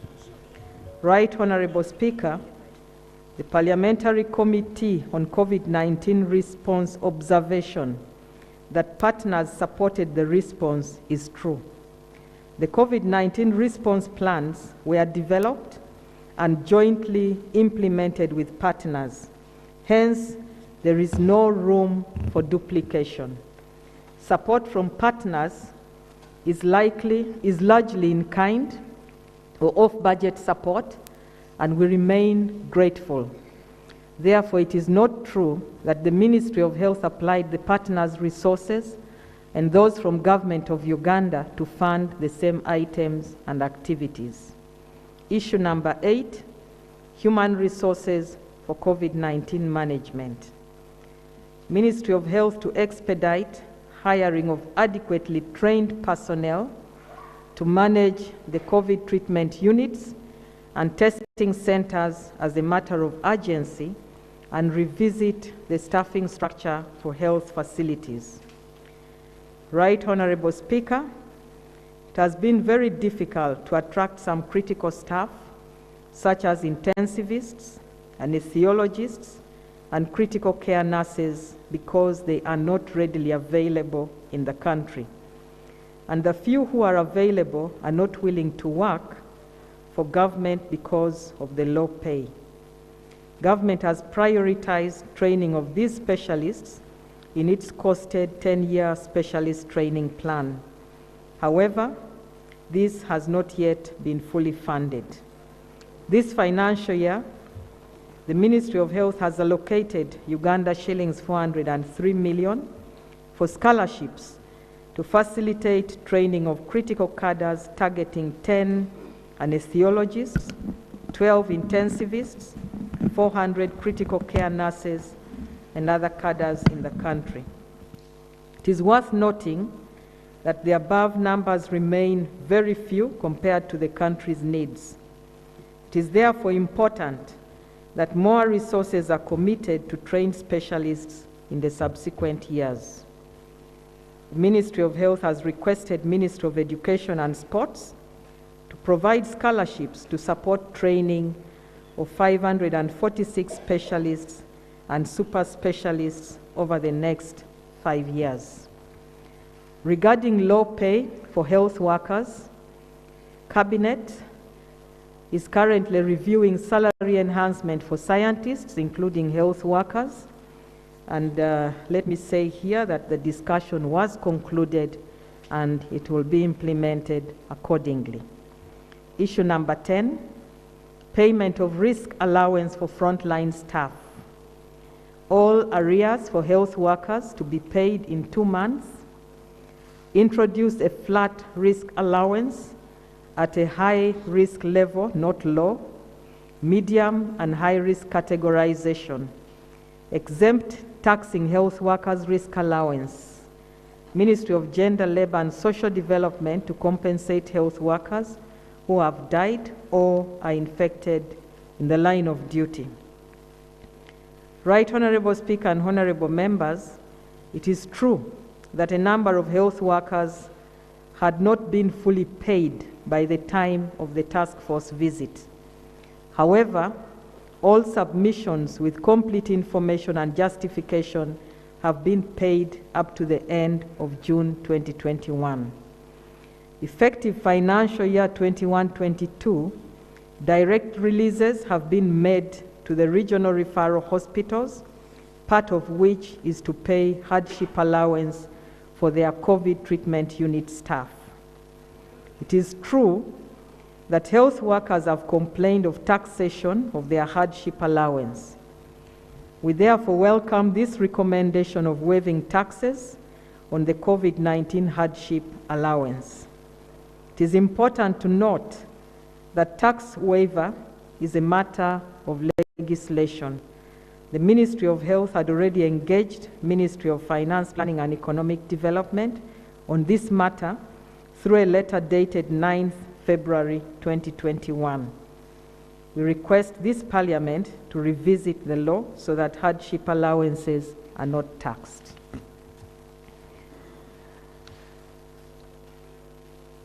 On recommendation regarding a single spine hardship allowance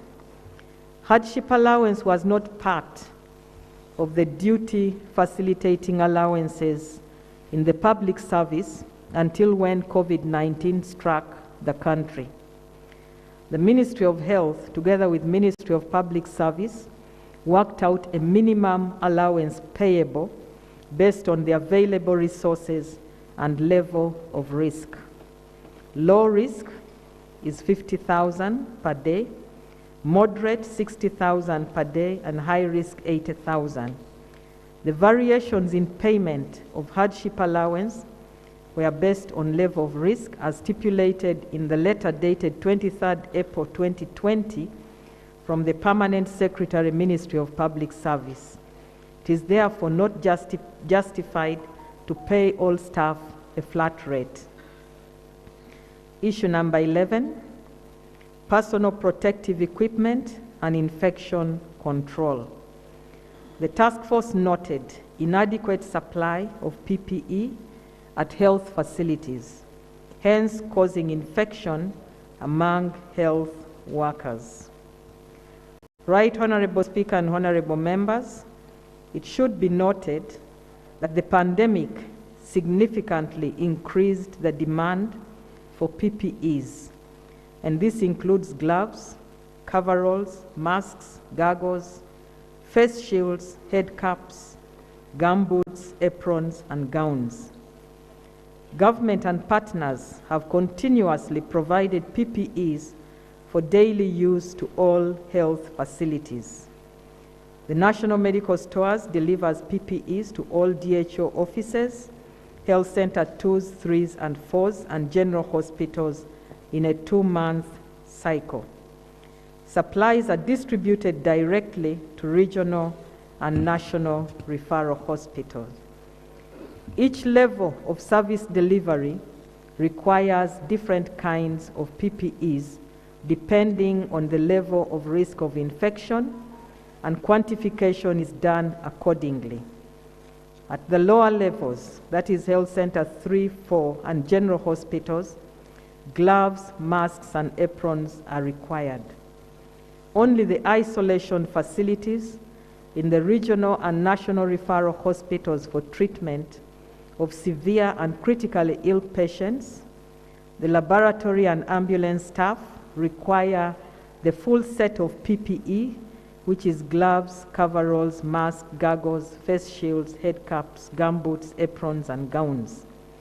Health workers carrying out surveillance and sample removal require goggles, face shields, aprons, gloves, and masks. A summary of the quantification of PPE required on a monthly basis during the COVID-19 response is as shown in the table below. Right Honorable Speaker, I request that I don't go through the table since it is provided. It is important to note that PPEs are consumable items. Procedure.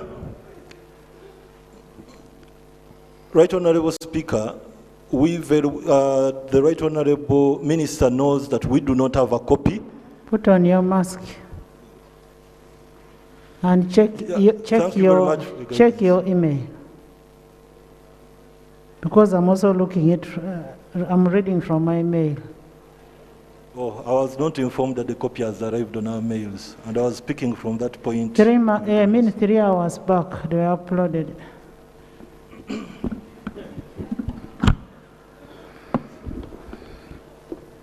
Right Honorable, may I proceed? Please. It is important to note that PPEs are consumable items that require continuous replenishment.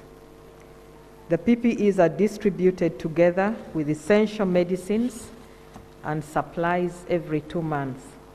However, during the COVID-19 waves, the Ministry, together with national medical stores, adopted emergency quantification and deliveries to the districts and referral hospitals based on the needs.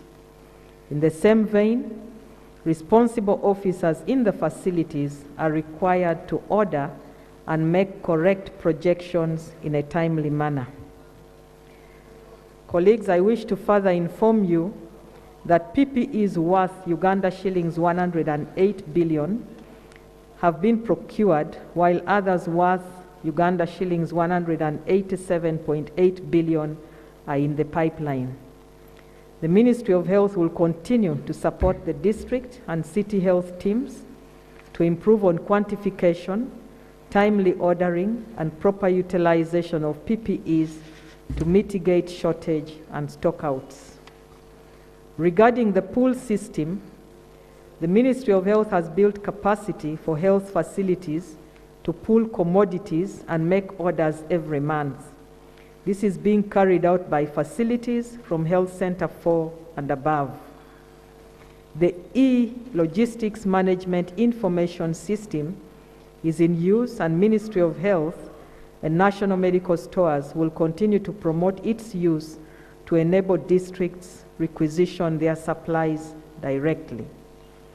The reported delivery of 1 packet of masks at Bukedia Health Center 4 is not true. On the contrary, the national medical stores delivered 30 boxes, that is 1,500 pieces of surgical masks, and 20 packets, 300 pieces of KN95 masks during that cycle. See copy of the delivery note in Annex 3.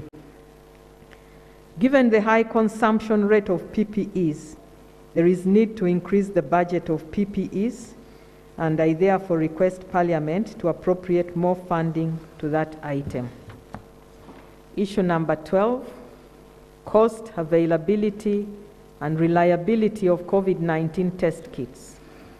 The Ministry to cascade COVID-19 testing to lower levels, conduct random sampling and testing in the community, and conduct border entry testing and mass testing.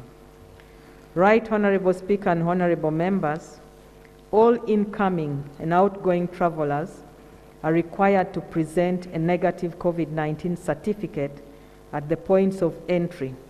So it's only those that have no certificates who are tested. It is an international and East African regional protocol based on agreements between the countries. In regard to inadequacy of test kits, the Ministry has distributed antigen rapid diagnostic tests to all health facilities up to Health Center 3 to test all suspected and symptomatic cases. The RDTs are distributed by NMS, and the health facilities are encouraged to requisition whenever they require additional supplies. The PCR test kits are not distributed to districts except designated COVID-19 testing laboratories.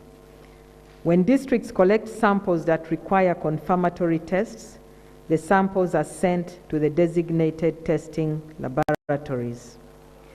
In our testing protocol, the RDT test is used for only symptomatic persons. When the RDT test is positive for COVID-19, the person is actually positive and managed accordingly. However, when the RDT test is negative for a symptomatic person, they are required to undergo a confirmatory PCR test. It is possible that one can be negative at RDT and positive with PCR. The antigen RDTs used in Uganda are approved by the World Health Organization, validated by Uganda Virus Research Institute, and are the most sensitive on the market so far.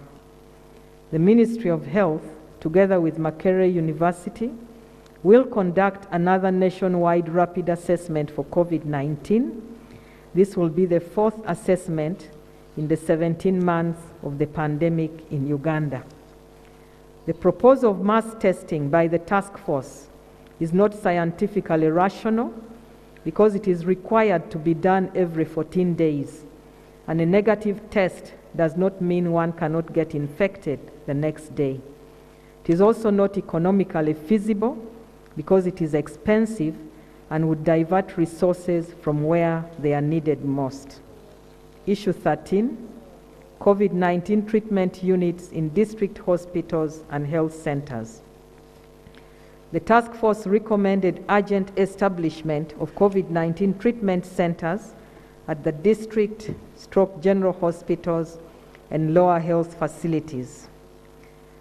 Right Honourable Speaker, Honourable Members, the Ministry of Health designated COVID-19 treatment units in regional and national referral hospitals and Nambole Stadium, and not general hospitals. in order not to interrupt essential services at those levels. Further, general hospitals and lower health centers do not have adequate infrastructure and staffing to take care of general patients and isolate COVID-19 patients at the same time. The lower level facilities screen, isolate, and refer COVID-19 patients to the designated COVID treatment units or recommend home-based care. These lower level facilities have been preserved for the continuity of essential health services as the rest of the population needs other medical services. Issue number 14, intensive care units and high dependency units for severe COVID-19 case management. The task force observed that all regional referral hospitals were in dire need of both intensive care unit space and functional assorted equipment, crucial in critical care, that is ICU beds, medical oxygen, oxygen cylinders, oxygen concentrators, pulse oximeters, and nasal masks. Right Honorable Speaker, government has provided a budget for procurement of oxygen plants and maintenance of existing plants at the regional and national referral hospitals. The Ministry of Health will procure 18 pressure swing adsorption, that those are the gaseous plants, for 15 regional referral hospitals, Bombo Military Hospital, and 2 to be installed at Wabigalo to supply Mulago, Kawempe, Naguru, and Chirudu national referral hospitals. Additionally, 3 cryogenic, those are liquid oxygen plants, will be procured and installed in 3 different regions across the country. The cryogenic oxygen will supplement the gaseous oxygen. This installation will cover the country's peak demand of 24,800 cylinders of oxygen per day. Regarding ICU beds, according to the World Health Organization, an intensive care bed is required for every 100,000 persons. Therefore, Uganda would require 420 intensive care unit beds for 42 million population. By March 2020, we had 137 intensive care unit beds in the public hospitals. To address the high need of intensive care unit bed requirement for COVID-19 severe cases, additional 143 intensive care unit beds with accessories were procured and installed in all regional referral hospitals. This brings the total ICU bed capacity to 280, which is only 66% of the need. However, some of the intensive care unit beds are not fully functional due to lack of space and specialists. Funds have been provided for remodeling Masaka, Mbale, Jinja, Mubende regional referral hospitals and Bombo Military Hospital intensive care units, and works are currently ongoing. Further, the Ministry of Health budgeted for construction of intensive care buildings in the rest of the regional referral hospitals. Funds will be released in Q2 of this financial year. In addition, the Ministry will continue to support the training of anesthesiologists, intensivists, and intensive care nurses to fully functionalize the intensive care units. In the interim, the Ministry has conducted in-service training for 402 nurses in critical care to support intensive care units in the country. In order to attract and retain these critical cadres, government has approved enhanced salaries for scientists. Issue number 15, the ambulance system. The task force recommended the functionalization of the ambulance system in the country within 6 months of adoption of this report. Right Honorable Speaker and honorable members,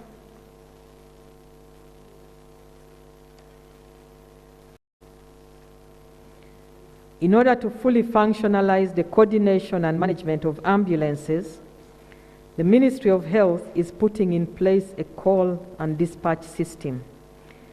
The Ministry is setting up 14 ambulance stations for effective patient response and referral.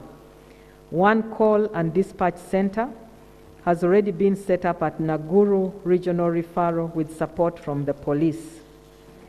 The Ministry of Health has secured funding from the Global Fund to set up the communication system for 3 out of the 14 call and dispatch centers. That is 1 national and 2 regional referrals. The Ministry has set the standard for 1 Type B ambulance per 100,000 population, that is at a constituency, and 1 Type C, that is intensive care ambulance, per 2 million population. A total of 14 boat ambulances have been ordered and 7 have been received. The remaining 7 will arrive at the end of September 2021. The long-term plan is to procure 5 aeromedical Type C ambulances. The country requires 460 ambulances, 430 Type B and 30 Type C, as is indicated in the table. And Right Honorable Speaker, I request not to go through the table to save time.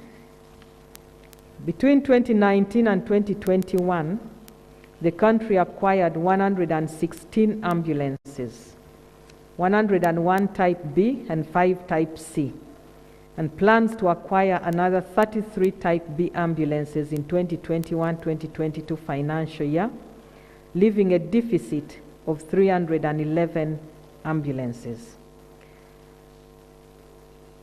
The list down there is a distribution list of both ambulances, 7 that are in the country and 7 to be delivered by September 2021. And the beneficiaries include Kalangala District, Buvuma District, Amolata, Jinja, Mayuge, Mukono, Namaingo, Serere, Kumi, Bulisa, Chikube, Moyo, Kavale, and 1 will be retained by the National Medical Stores for distribution of essential medicines and supplies. The Emergency Medical Services Strategy is not fully funded, and the Ministry of Health submitted the funding gap of Uganda shillings 22 billion required for a phased establishment of the National Ambulance System in the Ministerial Policy Statement 2021-2022. It was taken as an unfunded priority. The Ministry has developed ambulance standards which have been issued to guide operationalization of both public and private ambulances. Funds to support purchase of fuel, servicing and repair of ambulances across the country. Government has, in Q1 of this financial year, allocated Uganda shillings 6.8 billion from the COVID-19 supplementary budget to run the ambulances. This will cover fuel, service, repair, decontamination, and allowance for the ambulance teams. Issue number 16, home-based care strategy for case management. The task force noted that mechanisms of facilitating follow-ups on patients under home-based care by health workers was hampered by lack of transport, allowances, inadequate PPEs, lack of drugs recommended for treatment of COVID-19, such as vitamin C, zinc, azithromycin, and vitamin D. Right Honorable Speaker, the Ministry is implementing a community engagement strategy and home-based care guidelines for care of asymptomatic and mild patients at community level and referral of severe cases to established treatment centers. To support the VHTs in this intervention, an home-based care toolkit will be provided to each village for monitoring patients. The component of the kit include thermometer, timer, gumboots, gloves, mask, a pulse oximeter, a register, and a bag. Government has released Uganda shillings 20 billion in Q1 for procurement of the home-based care toolkit, and the process is ongoing. Issue 17, availability of drugs for treatment of COVID-19. The task force recommends that the Ministry of Health provides medicines, including Covidex, to home-based care patients. Right Honorable Speaker, the district local governments have assigned one home-based care coordinator who is responsible for ensuring that all patients under home-based care access Panadol, vitamin D, and zinc from the nearest health facility through the VHTs. Covidex is still undergoing clinical trials before approval for inclusion on the list of drugs for COVID-19 provided by Ministry of Health for home-based care. As soon as it is approved, this will be included in the home-based care kit. This is being done in line with the international protocols under the National Drug Authority supervision and guidance. Issue number 18, performance of COVID-19 vaccination drive. The task force recommends that government should provide adequate vaccines to address the growing public demand and achieve herd immunity. Right Honorable Speaker and Honorable Members, the government of Uganda's strategy is mass vaccination of eligible population as a means of optimal control of the pandemic and full opening up of the economy. The eligible population are all those 18 years and above.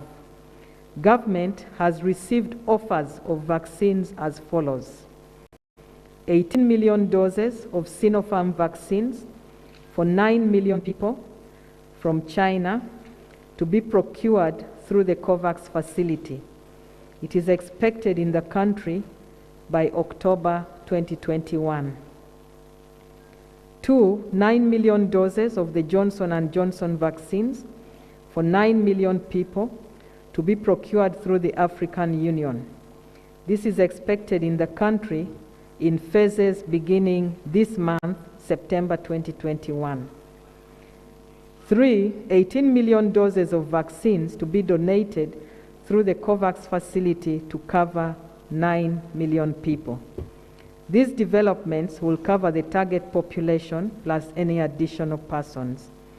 In other words, Right Honorable Speaker, we have vaccines enough for 27 million people. I have also attached an annex to show costs of vaccines and vaccination of the target population and the funding gaps. The cumulative number of people vaccinated with at least one dose is 977,000,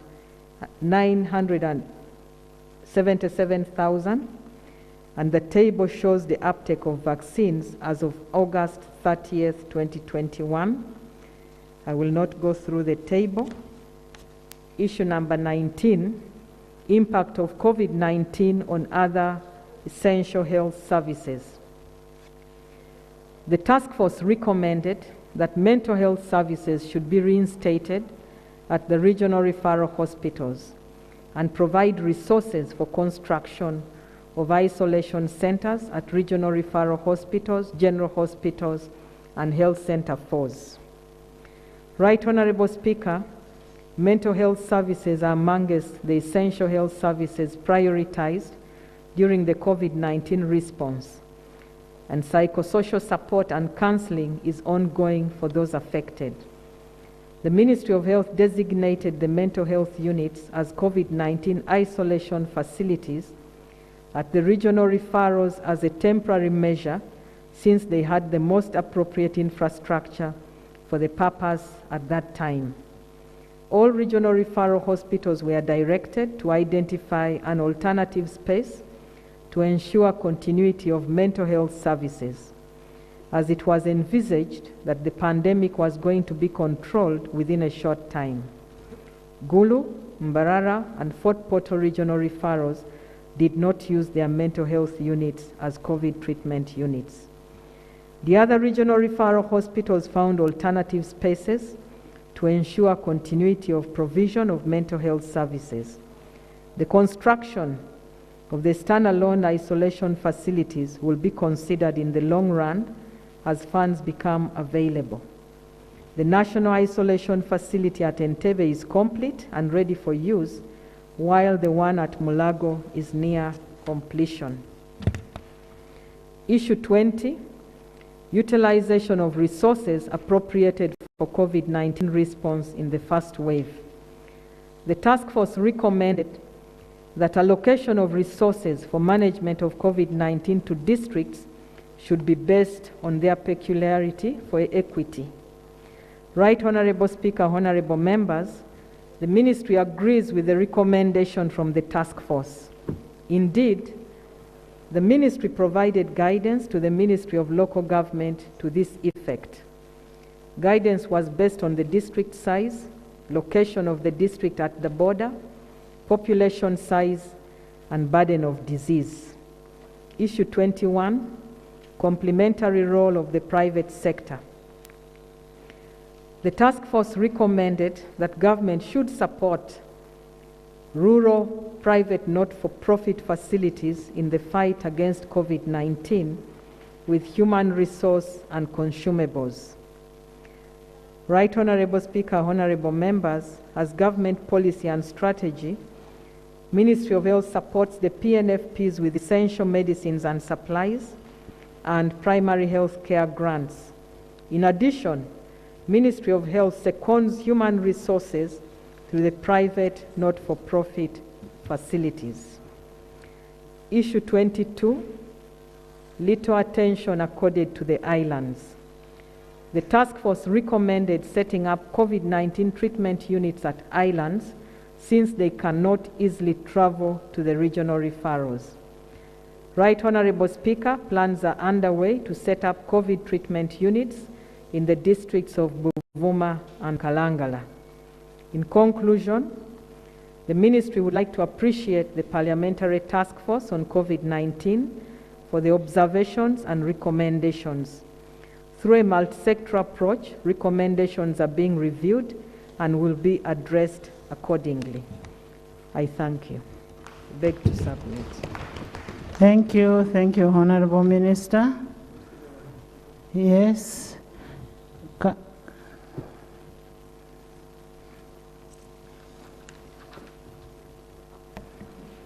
Madam Speaker, allow me to thank the Minister. And also, let me take this time to thank Honorable Katuntu for the good work done.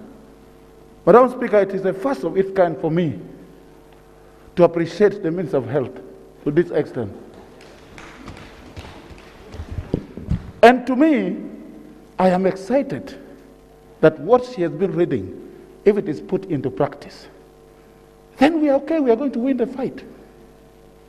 I then want to take this opportunity to request members that at this time, we don't, discuss to pollute the response plan that the minister has. I then think if members could accept, we then adapt the report, take it, and then we request the ministers to report quarterly to the Parliament on those good plans he has, other than taking our time to discuss this report. That's my view, why I thought I should come up for this.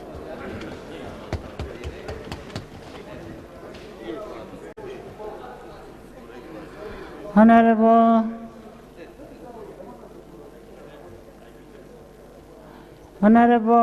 we'll make a decision on that, but we could have a recap from Honorable Katuntu. Let's first have a recap, then we make a decision on that.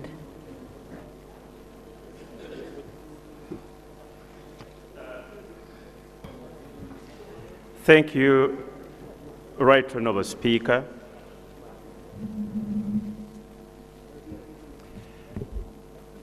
Right Honorable Speaker, when we were given this assignment, and for which we thank you, we took a deliberate decision, my colleagues and I, that we are not fault finding. We didn't embark on this process to look for faults. We embarked on this assignment to be part of the solution. That's the attitude with which we embarked on this assignment.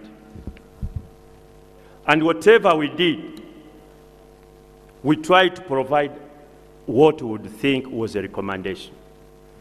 Whatever we found out, Right Honourable Speaker, colleagues, this is what is happening in your constituencies, in your health facilities. We had no reason, absolutely no reason, to exaggerate or even to misreport. We had no reason. And I would really like to thank members of this committee, of this task force, for the dedication and the time they put in. So, whereas the Honourable Minister, and I'm going to have a short recap, whatever we pointed out, it is for the benefit of your sector. If you took it in good faith, that is good enough for this country. There is no need to be defensive. Absolutely no need. These are challenges which the sector has. And like Right Honourable Speaker, as we now all know, when the health sector is in trouble, don't even talk about your economics. It will blow up in flames. It's just a powder cake. With this pandemic, schools were closed, business were closed. So until we have enough resources and make correct investment, we will soon be in another problem. And yet, Right Honourable Speaker, this pandemic, we can't say that it's all over. Let me now do a short recap. The first one was accountability, and the Right Honourable Speaker, the Minister didn't dwell so much on the issues of accountability. We did point out that we have so far spent close to 4.3 trillion shillings. You just tell me, you are Ugandans, when did we ever as a country spend that sort of money? In 15 months. This is the first time. This is the first time. So if we have spent it, we pointed out 5 areas, Honourable Minister. The first one was that there was a discrepancy of almost 4.8 billion. And why did it arise? Right Honourable Speaker, a review of the accountability submitted in the Honourable Minister's response is different from the one which was submitted to the Committee of National Economy, to the Committee of Health, and then to the task force. And when you have differences in accountabilities, what does this call for? And we were, colleagues, we were very conscious. We didn't give any blame. We didn't say man has been swindled. Nowhere in our report. But we said there is a discrepancy here. 4 accountabilities which are different but explaining the same thing. What solution do we have? We call for a forensic audit. Because that's the only way you can handle it. Forensic audit. So that we find out what is the problem.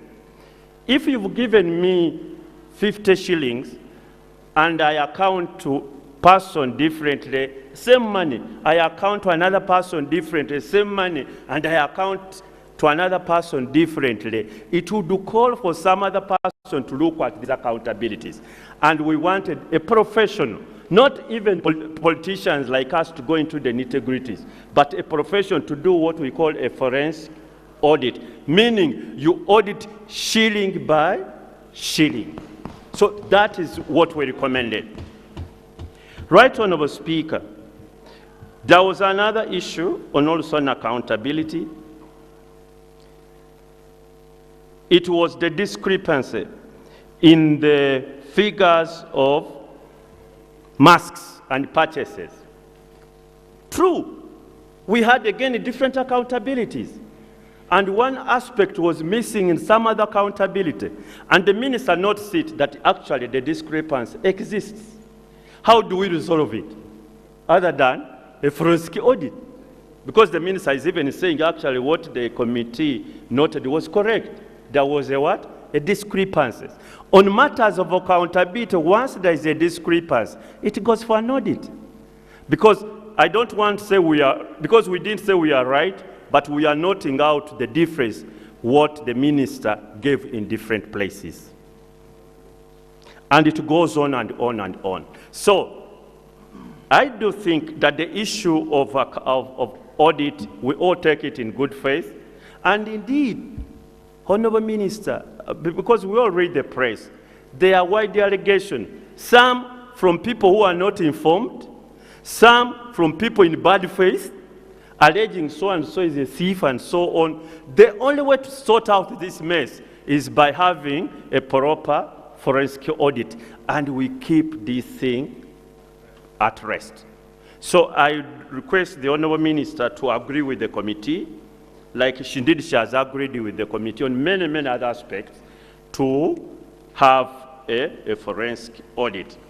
Let us go to issues like some of those, Honourable Minister, you are raising details which you never gave us. We are seeing here for the first time. Because what we did, after Right Honourable Speaker, we came out with the report. We invited the minister and said, this is what we found out. What do you say? And she gave a response. Some of what we are seeing now, she never gave us. We are seeing them for the what? For the first time. And we don't want to go into the debate and so on. What we think, if it is in good faith, we don't have any problem because we see there is some progress. Let me give you the issue about the intensive care units. When you read the minister's statement, it sort of shows that everything is okay, which is not true. Because how many ICUs are functional? They are not functional for two reasons. One, and the minister, this we are trying to help you so that you have functional ICUs. There is no staff. So even if you have an ICU without staff, that is no ICU. It is some white elephant because it is not operational. Some were bought, but there is no physical structure to install them. And instead, they are working as HDUs. These days, I now know these terms of ICU, HDUs. The high dependency units for colleagues who are the other doctors. We used to call ourselves doctors. The other doctors, not the medical doctors. So some of the ICU, which are very expensive, are lying unutilized. Why? They are no specialists. That's why Honorable Gorobi, he's even walked away. He should be here to say we want money to have these ICUs operationalized. Because we've already spent money. On the ICU alone, honorable colleagues, I think you spent close to 38 billion, 56 or something. And they are not operational. There are things, Right Honorable Speaker, in the whole of northern Uganda, you only have one facility with you call it a CT scan. Only one. The one, it was just even being installed in a place called Atapara in Oyam. Not so. So, just imagine if you have an accident today. The first thing you should be going through is a CT scan and so on. And you have an entire region, you people from northern Uganda, entire region, CT scan. So, what we are raising are issues affecting our own people and issues affecting the Honorable Achenyi sector. And she should really take it in good faith, the report. Don't mind about the praises. Your opening statement, you want to be praised. We shall praise you later, but let us sort out the problems. You want praises? Yes, we'll praise you. When later, not now.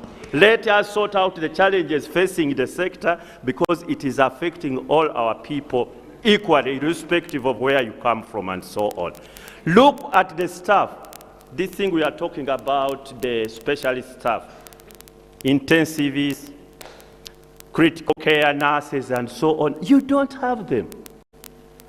How many do we need in a country and how many do we have? Look at the ambulance system, which we point out. You need 460, you have 120, 30.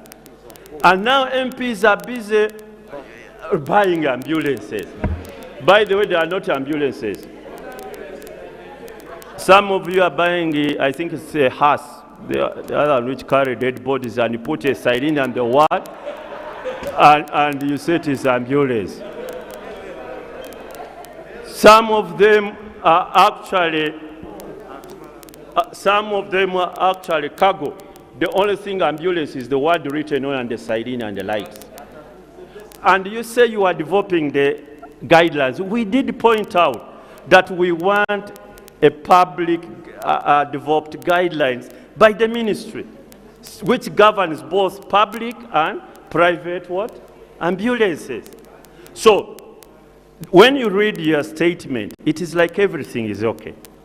I think there is a big problem. Let us not sugarcoat anything. Let us put it as bluntly as it is, such that our people can be helped. And that was, I imagine, the reason why the Speaker set us up. And that's how we took the assignment. I know most of this money was not spent by Minister of Health. And colleagues, listen to this.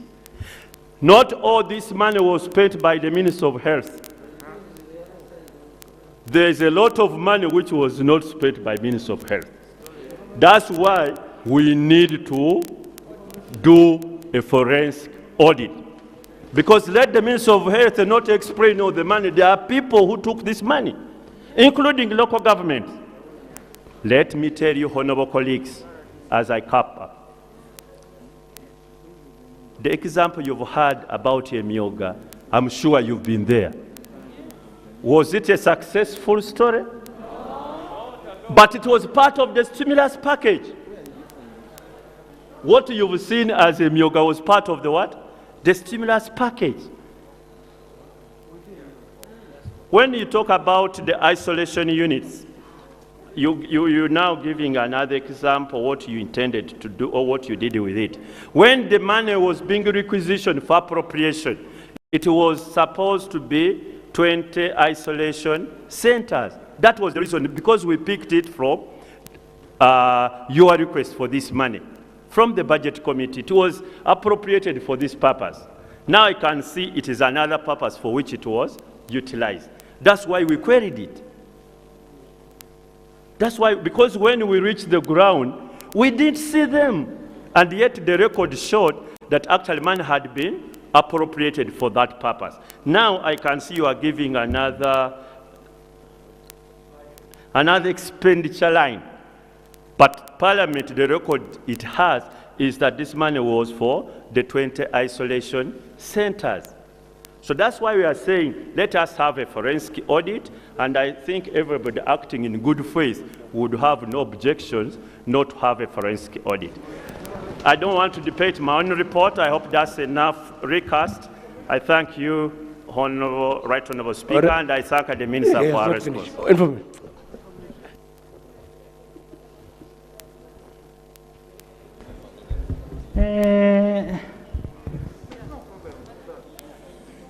I can see members are ready for a debate. You've been waiting for it. Nobody should talk about the time.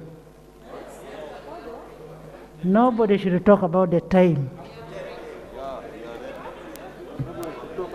Shadow Minister. Yeah, thank you very much, Right Honourable Speaker. After listening to the humble statement made by the Honourable Minister of Health, I right away consulted the World Health Organization site to actually know the position of Uganda in relation to other countries. Order. Honorable members. Madam Speaker, order. Madam Speaker, Honorable. the honorable member was a member to the task force committee. Exactly. And yet now he is again debating his own report. I'm speaking as the Shadow Minister of Health. Yeah, thank you very much. Honorable Semaswet is speaking as a Shadow Minister of Health. Yeah, honorable members, I interest you to visit the WHO World Health Organization site. It gives you a comparative study or knowledge of how African countries are actually faring in COVID. And against that, we can easily tell whether we've managed COVID well. We can easily tell whether we need to praise the people who are ahead of us in this fight. There is what they call the CFR, the case fatality rate. It indicates out of the 100 people testing positive, how many have passed on. Uganda has a case fatality rate of 3.03% as per that site, as per the dashboard. Now, when you compare this with the countries that are around us, like Burundi, it is 0.08, meaning that in Burundi, for every 100 people getting sick, hardly one dies. Eritrea is at 0.5%. Now, we only compare with countries like Tanzania, which is at 3.6. For us, we are at 3.03. We compare with the country like Zimbabwe. Zimbabwe is at 3.5. We are at 3.03. So, truthfully told, we need to open up the discussion on COVID management. At the moment, we don't need to praise anybody. We don't need to praise anybody. Kenya is at 2%, Rwanda 1.2%, Central African Republic, with the security issues that we do here, is at 0.9%. Even Sudan, Southern Sudan, is at 1%. We are at 3%. Now, this prompts us to make inquiries into some of the things that are indicated in the report. Home-based care, the report indicated was that time that patients under home-based care are not receiving treatment. No wonder we are losing many of the patients who are testing positive in comparison with countries around us. I've only seen 2 countries that we are doing better than. I've seen Zimbabwe and I've also seen Tanzania. Otherwise, the rest of the countries are largely doing better than us. PPEs, the report indicated that there are very few PPEs in these facilities, and as such, medics are contracting the disease. The report indicated how Serere, a health center in Serere, health center 4, all the midwives had contracted COVID. They were not on. Next.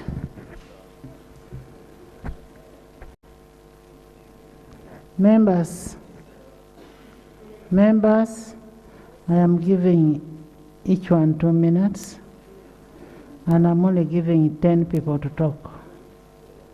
Since a forensic audit, we've agreed we must do a forensic audit. And the discrepancies where the minister does not agree with the report, will extract what is in the minister's response to be sent to the committee of the sectoral committee of health. So, Macho. Madam Speaker. Macho, you have spoken. Give your neighbor. No, Madam Speaker, I'm from the border, Madam Speaker. I am from the border, Madam Speaker. The lady behind. Cross-border Thank you. issues, Madam Speaker. Madam, it is me. Lillian. That's Lillian? Yes. Okay, Lillian, then you. Thank you, Right Honorable I'm only Speaker. giving those who have not spoken. I'm called Papa Lillian Obiale, Woman MP, Arua District. Right Honorable Speaker, I want to appreciate the Minister for Health for the report, but also the team that went to discover facts. I want to bring 2 issues. One is on the complementary role of the private hospitals in our localities. I come from Arua District, And our district now does not have a hospital. We have a private hospital that is religious-based. I want to report here that that hospital does not have staffs deployed by Ministry of Health. There were staff deployed there, but they were withdrawn around 2 years ago. And this is a district that does not even have a health center for. So on that note, I request the ministry to check case by case that not all these private hospitals are supported by the ministry. One other thing is about the referral hospitals. We realized that the regional referral hospitals have so much allegiance to the central or to the ministry. And you find the monitoring by the local governments or by the local structures is very difficult. So when you see the realities in the regional referral hospitals, things go wrong. When the LC5 chairperson or RDC try to question, you find the head of the referral. Next. They are answerable to the ministry. Thank you. Yes. Yeah, thank you very much. I'm Ashibo Agnes, the woman MP of Nebi. I want to thank you upon assuming this office. Today is my maiden speech. First of all, I want to thank everybody for the collective effort about this COVID status in the country.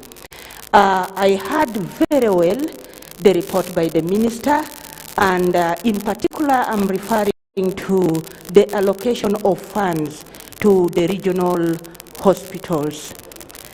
Honorable Speaker, we are aware that when we are at the peak, even the regional referral hospitals were so much overwhelmed. And when we look at the distance of some of these regional hospitals, you find they are far apart from other areas or other districts.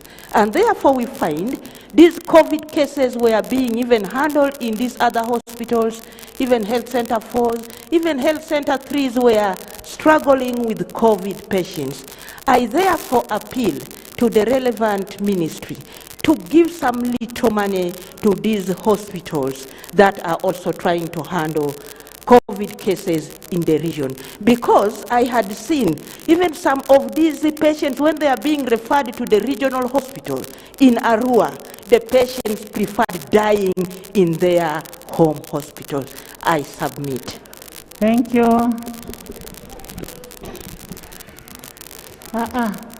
Thank you, Right Honourable Speaker. I'm Natongo Fortunate Rose, the woman MP Chotera, and the Shadow Minister for Gender. Right Honourable Speaker, I've carefully listened to the report of the Health Minister, and we are all aware that if the country is to be hit by another COVID wave, our hospitals, the regional referral hospitals, may not be able to have the capacity to handle all of us. Right Honourable Speaker, the issue of home-based care is very pertinent. The Honourable Minister has not indicated facilitation for VHTs. We are well aware that the VHTs have been given 150,000. That is for 3 months. However, she has not indicated, is this the facilitation to handle COVID cases, more so under home-based care? Secondly, Right Honourable Speaker, the issue of water ambulances, they have been indicated to be given to the islands. However, in Chotera, Right Honourable Speaker, we have a sub-county of Nangoma.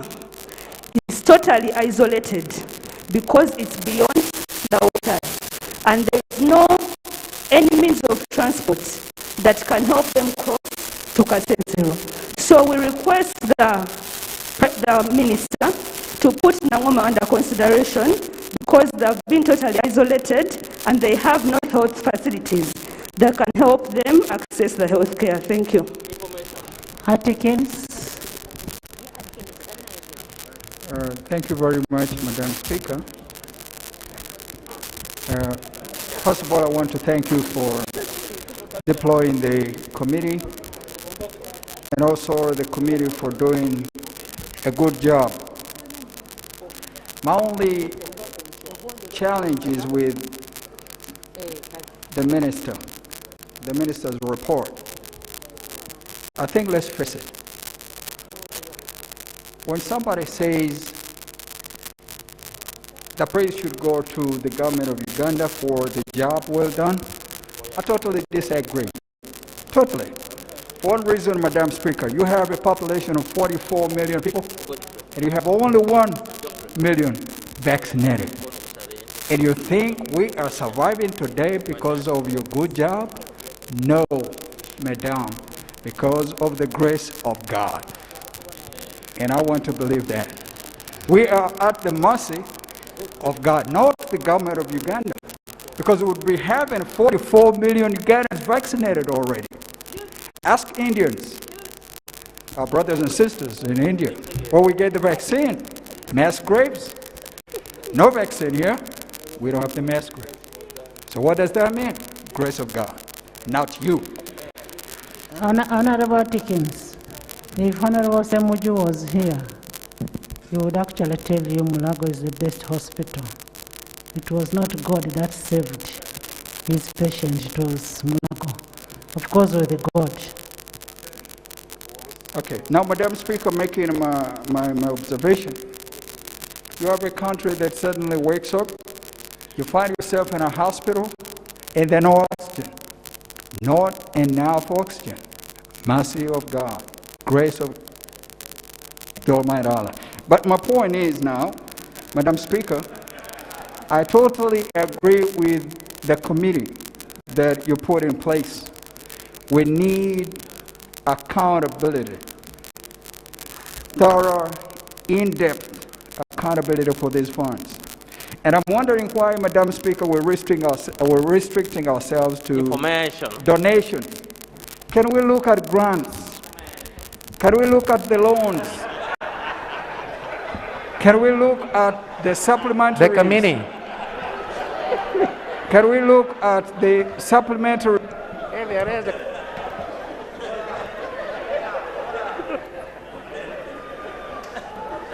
Madam Speaker, I'm wondering why we are not troubled as a Parliament of Uganda to... Honorable, your time has gone. Kindly, everybody. Madam Speaker, thank you so much. You had chosen me before.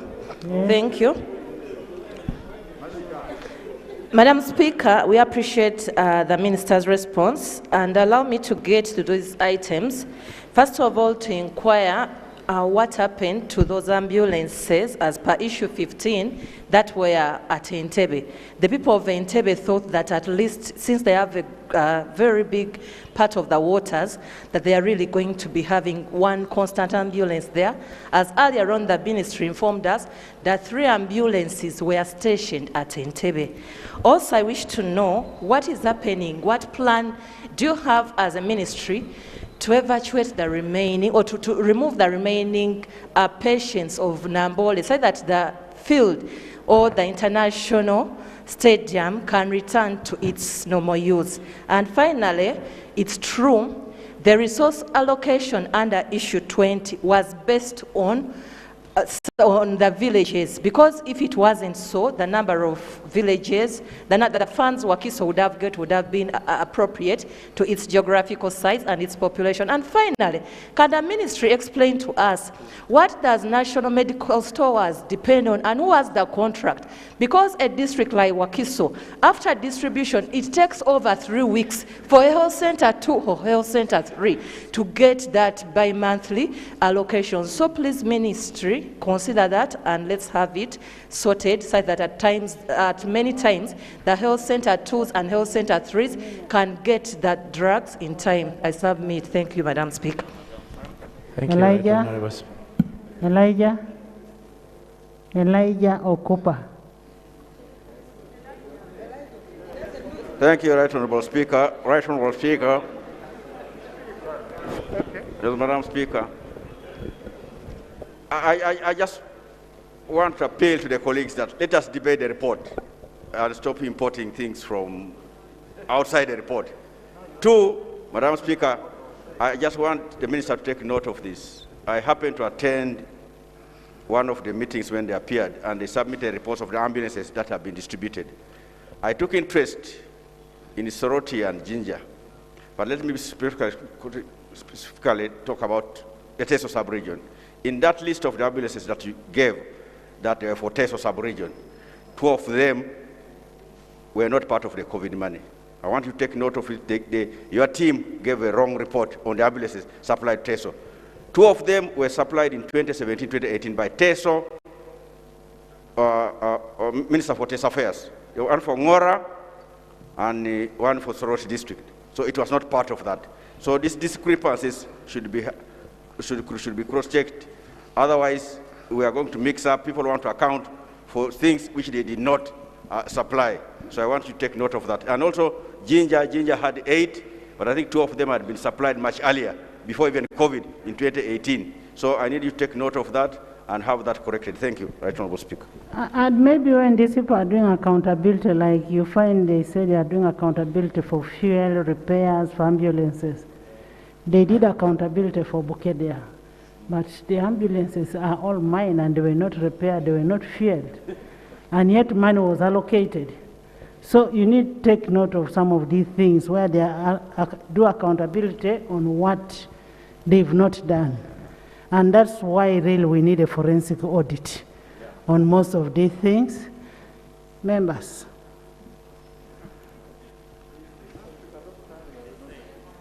Asman? After Asman, we come. Honorable Mapendusi, your issue, I'm giving it to the minister because you're part of the committee, so you cannot be allowed to debate. Honorable Asmani, President of JEMA. Thank you very much, Right Honourable Speaker, for catching the eye of the only president in the House. Where is he? Where is he? Right Honourable Speaker, I want to refer to page 21 of the minister's response, and that is on issue 18.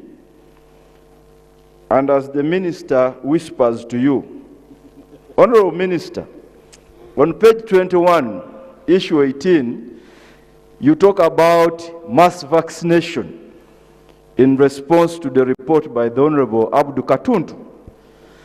And I want to find out from you on the concern that AstraZeneca from India is facing challenges.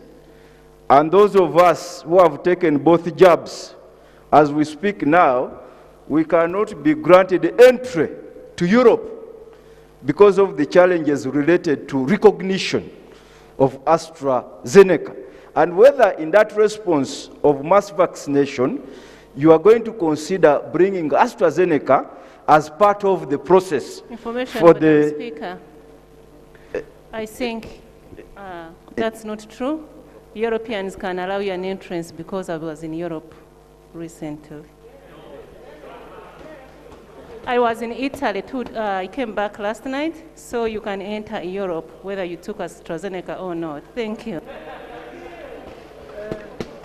Well, I had not considered to the information, but all the same it is useful.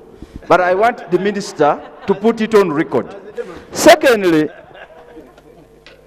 Right Honourable Speaker, on the issue of the testing, the test and fly laboratories at Entebbe Airport seems to be the only laboratory contracted to provide tests at the airport. And I want to find out, Right Honourable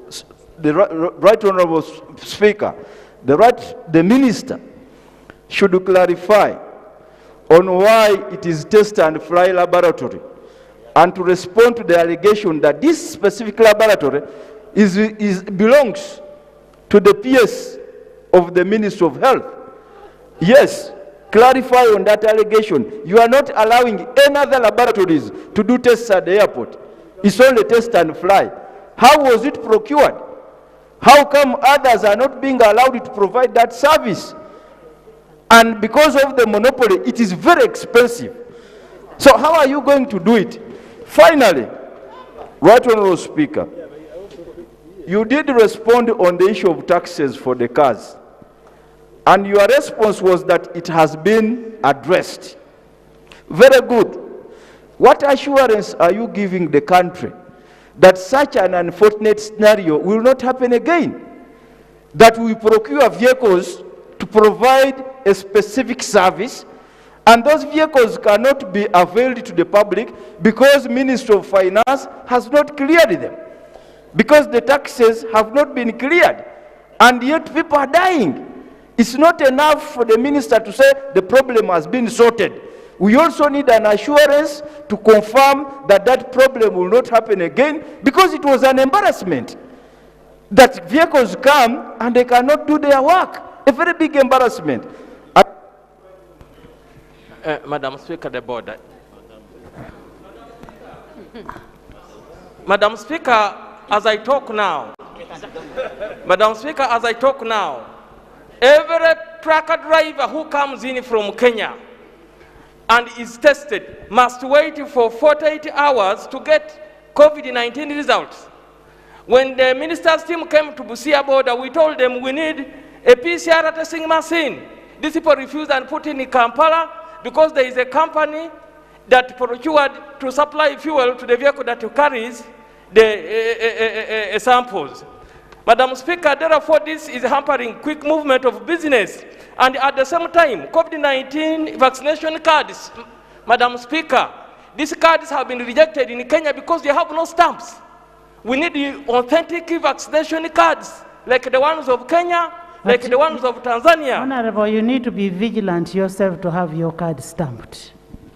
Yes, Madam Speaker, it forced me to bring it here and to be stamped. I don't know where the doctor of Parliament got a stamp to stamp on my card. Madam Speaker, lastly, the cars that were donated by people, these cars, the cards of these cars are still Ministry. This card given to districts that you gave vehicles. And lastly, that is part of what is going to be audited. Yes, and lastly, that is part of what is going to be audited. Honorable Mapendusi. Thank you, Madam Speaker. Honorable Mapendusi, I have been allowed to allow you to speak. Thank you very much, Right Honorable Speaker. First, I want to thank the Honorable Abdul Katuntu for a good job, but also thank the Honorable Minister for providing those responses. Right Honorable Speaker, as part of the efforts by government to deal with the second wave of COVID-19, a supplementary budget was provided. And as part of that, about 371.7 billion was provided to help in the first quarter in the different areas of intervention. Right Honorable Speaker, part of this supplementary budget was sent to local government entities. And there is proof that these local government entities and other ministries and agencies of government received this money. But Right Honorable Speaker, I would like to direct this to the Honorable Minister. And this is concerning the cities. Much as other local government entities received what was meant for them to help during the difficult period in this quarter one. The cities, and I want to be specific, for example, Arua City received 338,400,000 shilling. And Gulu City received 201,200,000 shilling. And many other cities. Unfortunately, Right Honorable Speaker, the cities have failed to access this money. The funds are lying on their account simply because there are technicalities involved, and these technicalities are related to the aspect of operationalization of the cities. Right, Honorable Speaker, this is a disservice. The cities are not functioning because they do not know where to go.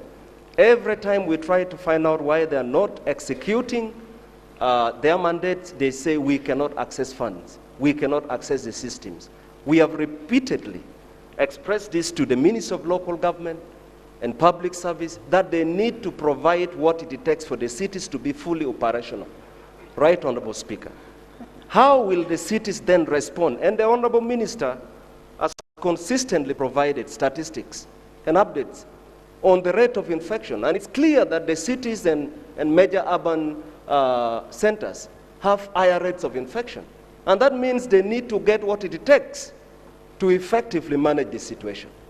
So this is quite absurd, right, Honorable Speaker, and I don't think the cities should be treated that way, and an explanation should be given, but should not just be an explanation. There should be action. We need to have the cities fully operational so that they can serve the citizens of this country. Thank you, Honorable Speaker. Honorable Minister of Local Government and Finance, we need that acted upon immediately. You cannot continue keeping money. A thief sickness can wait for your operationalization.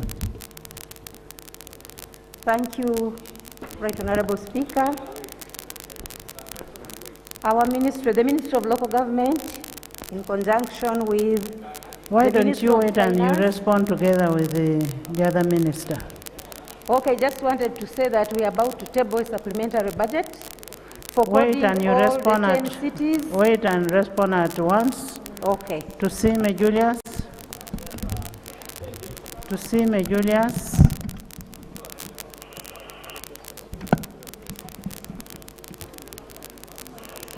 Right Honorable Speaker, thank you for the opportunity. For the record, Julius Sime Karhanga is my name. I represent the people of Rampara East constituency. Right Honorable Speaker, I would like to thank the Minister for the effort to respond to the well-thought report by the task force, and also commend the task force in the same vein for the patriotic work they did. Right Honorable Speaker, Uganda as a country did commendable work in the first wave because our strategy was based on the preventive approach. Right Honorable Speaker, as we went to the second wave, for example, in the Rampara district, it was severe. We had about 22 deaths, unlike in the first wave, where in the Rampara district we had 1 case. And partly this was because of lack of space to provide emergency care for these cases at the referral hospitals. Right Honorable Speaker, I rise on issue 13 in the report that the Minister responded to, and also in relation to the task force recommendation that we need to set up isolation centers at the lower health centers, especially the health center force. I think that is a noble recommendation because for the case of Rampara, out of the 22 cases that died, it was as a result of inaccessible space at the referral centers, including where... Budiope West. Budiope West. Thank you. Thank you, the Right Honorable Speaker. For the purpose of reports, I'm Choto Ibrahim, representing people of Budiope West. My issue is regards to the report of the Minister. Is on page 18 regarding the distribution of both ambulances. I wanted to know what criteria you people used in selection of the people to benefit in this regard. Then another one, because if we look at Buyende district, almost 90% of the land area is bordered by what? By water bodies. But in this regard, we are not what? We are not considered in this. So I wanted the minister to clarify on that. Thank you. Ngora, is that Christine? Applaud Christine. Thank you very much, Right Honourable Speaker. Applaud Christine is I am my only name. giving people who have not spoken. Thank If you. you've spoken, if you've said a word, don't stand. I'm Christine Apollo Woman MP Kumi. I want to appreciate the Minister for this presentation, and especially in the area where you talked about the supply of COVID-X and other reagents in health facilities. It has been the cry of the people that if this could be done urgently, it would help us rescue the situation in Teso sub-region. Madam Speaker, in the Teso sub-region, Kumi district is leading in terms of infections. Unfortunately, like I was there over the weekend, when it comes to burial of a COVID case, the Soroti team seems to be overwhelmed. And yet the team the team from Kumi does not have adequate PPEs that can facilitate burials. And then on the side of the ambulance interventions, Madam Speaker, I'm very happy to hear that Kumi is benefiting. Kumi has one of the oldest ambulances in this country. The one that has been there in Atutu Hospital is right now in the ministry and has not been repaired. Madam Speaker, how I request that the Honourable Minister urgently looks into the ambulance of Atutu Hospital, because really, across the district, there is a dire need. Finally, Madam Speaker, this money that has been sent to local governments to facilitate the fight against COVID-19. In the Kumi district, 57 villages don't have facilitation for the LC1s and the VHTs. And recently, I attended one of the meetings, that is the COVID meetings, and it was not easy. Christine.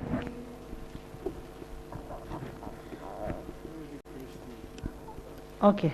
Okot. Thank you, Madam Speaker, for giving me the opportunity to give my submission. My name is David Lagen, a member of Parliament representing the people of Gago County. First of all, I want to thank the Minister for giving us the report. And I also want to thank the Honorable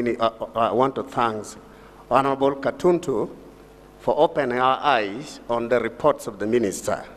I have 3 issues to present.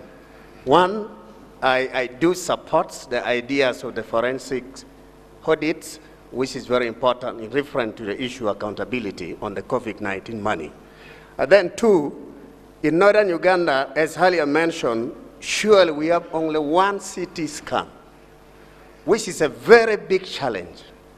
In most cases, when patients are referred from the hospital, they have to look for alternative or find a way to get a CT scan. Some of them travel up to Mbale, some of them travel to Kampala here, which is very costly and very expensive.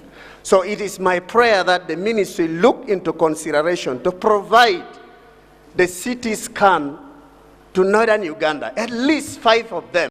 I think that would be very useful. And then 3, the issue of the ICU equipment. As earlier mentioned by Honorable Katuntu, I was surprised and very ashamed to hear that the ICU equipment is lying idle without being used. It is not being installed. I was asking myself a question, what is the purpose of procurement for this ICU? And yet we have so many people dying. 2, is there no any premises in this country that we can use this ICU to be installed in one of the premises? So I would urge you and ask the minister, please, do your best to make sure this equipment procured with the money of the country be installed to help and support our people in this country. I beg to submit. Thank you. Thank you so much, Right Honorable Speaker. My name is Donald Kataliwa, Member of Parliament, Mwenge South, Chendodo District. I thank you, Right Honorable Speaker, for this opportunity. I'm a man of research, and I believe in research. And one disclaimer I have to give the Minister today is that if you do research in Uganda today, she's one of the most popular and well-loved minister, even in my constituency. After giving that disclaimer, I have also to give her a task that has a very big responsibility to protect. She has not complained. To protect that by taking the report of the COVID task force in good faith, so that at some point our people who love her so much should not be disappointed. Right Honorable Speaker, when I read through the report, especially on the issue of the CT scan, I know Honorable Linda wanted to raise that, and I know the Minister of Local Government is also from Kabarole. She has been raising it several times. All regions, I'm speaking on behalf of Rwenzori, we don't have anything like a CT scan in the whole of Rwenzori. A lot of conversations have been done on that. I think the Minister of Local Government has done that, Honorable Linda has done that, and many, Honorable Alex has done that. So what we really need to recommend to the Minister of Health is to do a deliberate, comprehensive health sector improvement emergency plan as fast as possible, so that we don't have to complain of these things in the next 1 or 2 years. For example, if you go to Shenzo, lucky enough I used to be on the board of a hospital, or my district hospital before I joined the politics.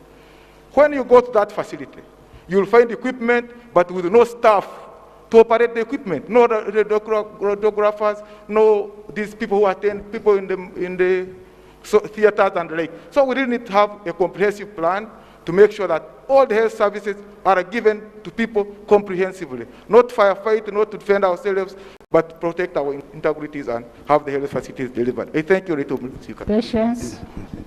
Thank you. Thank you, Madam Speaker, for giving me this opportunity. My name is Patience Nkunda from Kanungu District. Madam Speaker, Kanungu, we have a major problem with our hospitals. We have Kambuga Hospital, which is a district hospital. Today, if you go there, you feel so bad and you can cry tears. Honorable Minister, in the 10th Parliament, she visited the hospital. She saw it's in a sorry state. We don't have a generator, a mere generator. And you have heard Kanungu, we have a major problem with electricity. Most of women are dying on operating table because of the electricity. Just a generator for the hospital in the whole district. Madam Speaker, I don't know if I can cry or what. I feel so bad that this country cannot provide for a whole district a generator. In a few months, like 3 months, we have just spent 37 million fixing this generator that has been there for so many years. Madam Speaker, I ask the Minister of Health to help the Kanungu district to acquire just a generator so that women can stop dying when they're being operated on giving birth. And because we need this generator in times of this like COVID, we have only 31 small oxygen cylinders. Most of the time we have to use oxygen concentrators. Being that we don't have electricity, so many people are dying because they can't even get oxygen because we don't have electricity. Madam Speaker, I appeal to this government to help us and fix our structures. Honorable Minister, please help those people. Please, at least give them a generator. Thank you, Honorable Speaker. Thank you, Right Honorable Speaker. My name is Leku Joel, MP for Terego West. I come from Terego District. Honorable Minister, I've been looking through your report from page 27 to 32, where you indicated delivery of community masks, and the Terego is not on the list. I would like to inform you that in the Terego, we got your masks, but they are very limited. Why I'm bringing this up, because Terego in this country the name misses in every sector. But there's a district called Terego. When your ambulances come tomorrow, please don't forget us. Members, let's debate the report. Let's not look at district level, okay? Linda? I'm slow on the floor. Thank you. Linda? Thank you very much. Thank you. Right Honorable Speaker. I also want to appreciate the response by the Minister of Health and for the great work you are doing. The country, we really appreciate and we are proud of you as women. Honorable Minister, my request is when you're distributing these 282 pickups, think about new administrative units, the newly created cities and districts. Mother districts have refused to share with them assets. Take an example of Fort Portal City. It has 9 health centers, but they do not have either an ambulance or any means of transport that the health workers are using in the city. So my request is that Fort Portal City should be considered. Thank you.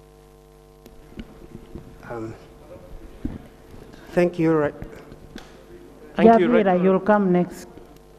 Right, Honorable Speaker, thank you so much. I congratulate the Minister for a very wonderful statement in response and the committee for a job well done. I'm raising on issue 18, which is mass vaccination. Right, Honorable Speaker, it has taken the Republic of Uganda 4 complete months to administer 1.3 doses of vaccines. We seem to have gone around the vaccine appetite and gotten vaccine. I congratulate the Minister and the country. My question to the Minister and the team is these strategies that she alludes to in this report. We need to see an elaborate, very well laid out strategy for mass vaccination. It's the only shield this country is left with. If we are going to have 27 million doses of vaccine in next 1 month, how ready are we to roll out this vaccination? What do you need, Honorable Minister, from this Parliament, logistic-wise? How ready are you? Why don't you tell us now so we come to your rescue, so that you don't have now, tomorrow to come and say, we lack this, we lack this. I submit, Madam Speaker. Western Youth. Thank you. Javira, then Western Youth, then Sarah, Kasolo. Thank you, Right Honorable Speaker. My name is Semwanga Javira. I represent Buyamba County in Rakai District. Right Honorable Speaker, allow me to thank you for the wisdom you applied of selecting a special committee on COVID-19. And indeed, allow me to thank the committee for doing its work diligently well. Yes. Right Honorable Speaker, whenever we talk about COVID-19, people think...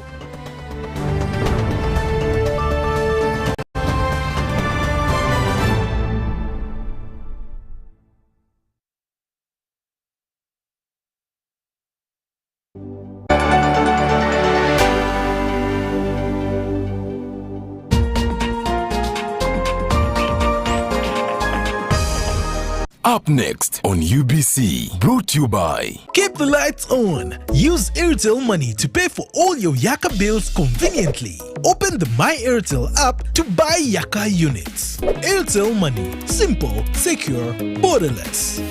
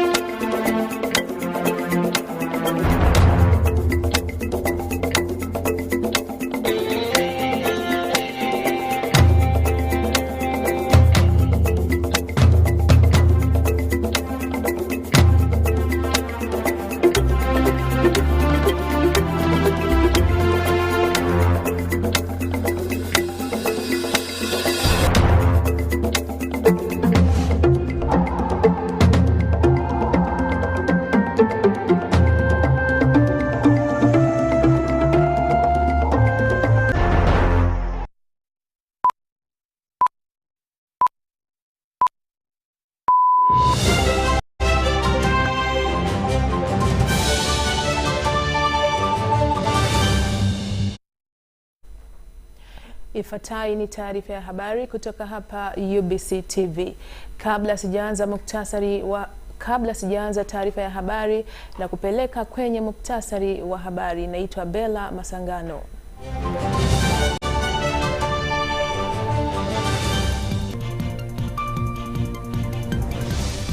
Wabunge wataka mfumo wa kiintelijensia kuboreshwa. Wizi na uharibifu wa nyaya za umeme wapanda Kazo. Rais wa Ukraine aitisha msaada wa kijeshi kwa Marekani.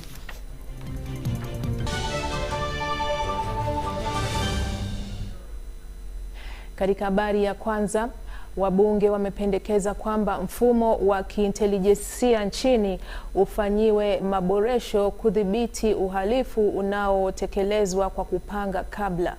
Wabunge wametoa wito huo baada ya kuongezeka kwa mauaji ya kikatili maeneo ya Masaka.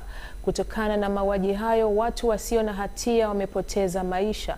Naye waziri wa nchi wa masuala ya ndani ya nchi Generali David Muhoozi anataka uchunguzi kufanyika zaidi kudhibiti hali hiyo kwa kuimarisha usalama maeneo ya Masaka ambako mauaji hayo yamekuwa yakifanyika. Kulingana na taarifa kutoka vyombo vya usalama, washukiwa wengi wa mauaji hayo wanashikiliwa na polisi, huku wengine wakitarajia kufikishwa mahakamani na msako huo kuendelea. 28 August 2021, one Nakato 80 years old resident. Uharibifu wa mitambo ya umeme katika sehemu za Kazo na baadhi ya sehemu za wilaya ya Mbarara umeathiri mitambo ya umeme takriban 8 na hivyo kuvuruga mfumo wa kusambaza umeme katika sehemu za mashambani. Kwa mujibu wa kampuni ya kusambaza umeme nchini ya UEDC, baada ya kuharibu nyaya hizo, wezi hao huziacha hapo hapo zikining'inia, kitendo ambacho kimezua maswali mengi miongoni mwa uongozi wa kampuni ya umeme. Ongezeko la uharibifu wa miundombinu ya vifaa vya umeme sehemu za Kazo na sehemu zingine katika wilaya ya Mbarara linahujumu lengo la serikali la kutoa umeme kwa jamii za mashambani. Because these are mere thieves, and I can also call them bandits and maybe terrorists, because this electricity is used in many ways. In hospitals, if somebody is on drip and the machine is being operated by the power or is being operated upon. Imekuwa vigumu kujua lengo hadi sasa, kwani ujuzi unaotumiwa kuharibu mitambo hiyo ni wa hali ya juu. Kwanza huzima umeme na kisha kuanza kukata nyaya na tena huziacha papo hapo walipozikata. Jamii inaamini kuwa wale wanaofanya hayo ni watu hodari na hivyo kulitaka shirika la umeme kujipanga vizuri. Shirika la usambazaji wa umeme lilipata udhibiti wa kazi ya kusambaza mkonga wa umeme wa Ruhumba hadi Kaswa mwaka 2020 kutoka kwa shirika la kusambaza umeme mashambani, ingawa bado kuna kipindi cha ati-ati. Mkandarasi wa mkonga huu wa umeme anahoji uharibifu unaoendelea. Ulinzi umeimarishwa katika eneo hili na kuwaasa wananchi kushirikiana na wahusika ili kuweza kukabiliana dhidi ya uharibifu huo. The line was insured against some of these circumstances or eventualities that can also well be answered by the Rural Electrification Program, which is under the Ministry of Energy. Hadi sasa vikorokoro vya nyaya za umbali wa kilomita 10 na transformer 8 vimeharibiwa, jambo ambalo linaweza kudumaza maendeleo katika sehemu hiyo na pia kuvuruga mipango mingine ya serikali. Miongoni mwa vijiji vilivyoathirika na kadhia hii ni kama vile Kabimbiri, Ruhumba, Kaswa, Katusanzane na vingine vinginevyo.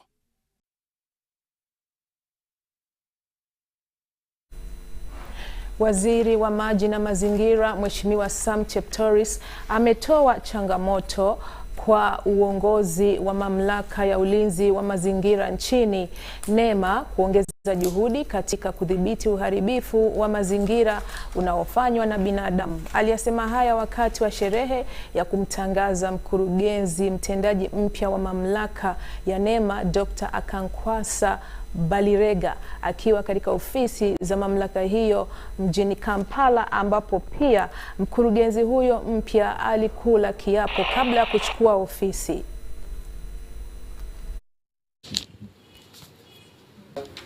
The population of our national park, the Great Brown Crane, has declined from 100,000 individuals to only now 10,000 over the last 40 years.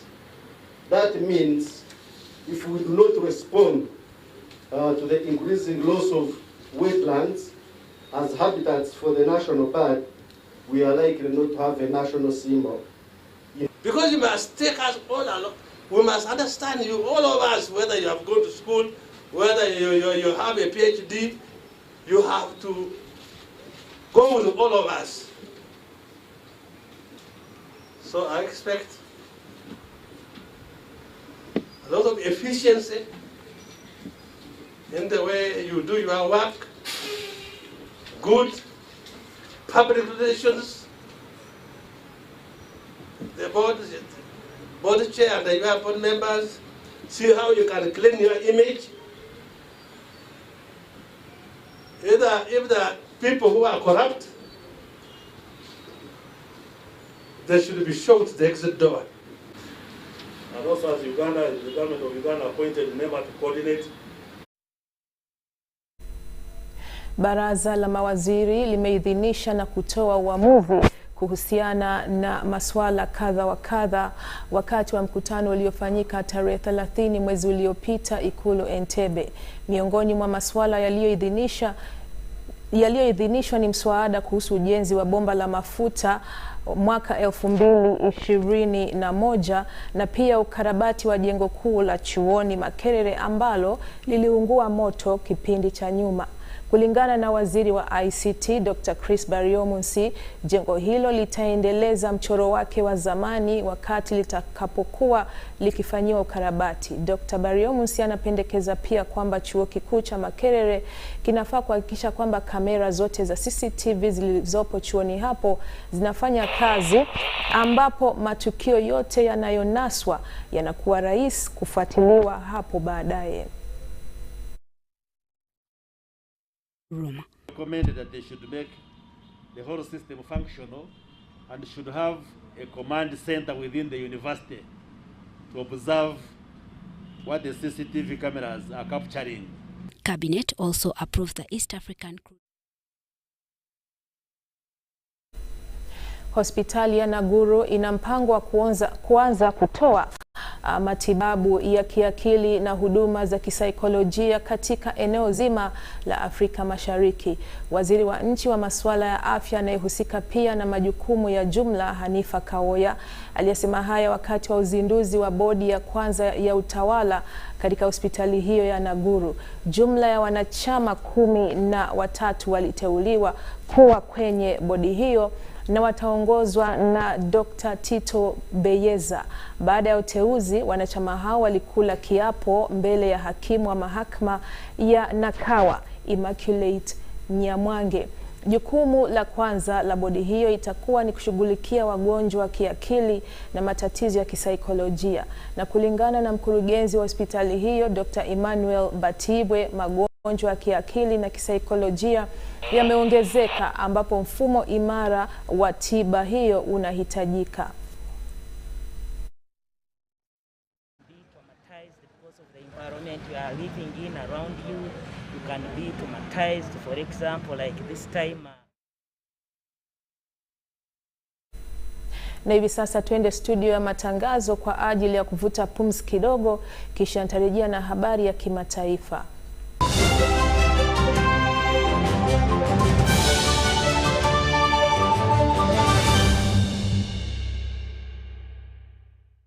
Echa COVID-19 chijakugwa only if we stay at home, observe physical distancing, wear masks properly, sanitize or wash your hands with soap and water regularly, or get vaccinated now.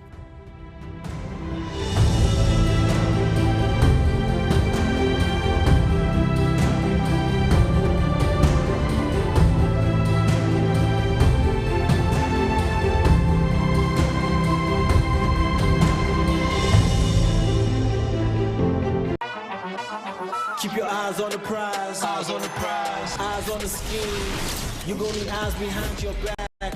Who you looking at? Who's looking at you? Blinded by love, maybe you need a better view. All eyes on you. All eyes on you. Biggie's eyes on you. Biggie's eyes on you. World's eyes on you. World's eyes on you. So what you gon' do? So what you gon' do? Readjust your vision for the all-new season of Big Brother Naija. Now streaming 24/7 on Showmax. Rated 18. Sign up at showmax.com. Buri munya-Uganda nayitinga amakuru marungi. UBC West ina amakuru marungi kandi agari kwesigwa. Rero za program zayo ziri omurunya kitara hamwe n'urufumbira. UBC West ine teknolojia ey'omurembe eri kugibasisa kwika omu bicweka byona omwihanga nangu naheru y'ehanga. Tukwatire aha frequencies zetu. Kisoro, chenda na mushanju, katunze mushanju, fama. Kabari, chenda nishatu, katunze mushanju, fama. Hoima, chenda na mwenda, katunze mwe, fama. Kampala, igane itano, katunze mushanju, fama. Mbarara, chenda na mushanju, katunze ina, fama. Footpoto, chenda na mnana, katunze mnana, fama. Masindi, igane itano, fama. Kurikiriza UBC West ohurire imbaganiza. UBC West empika huna.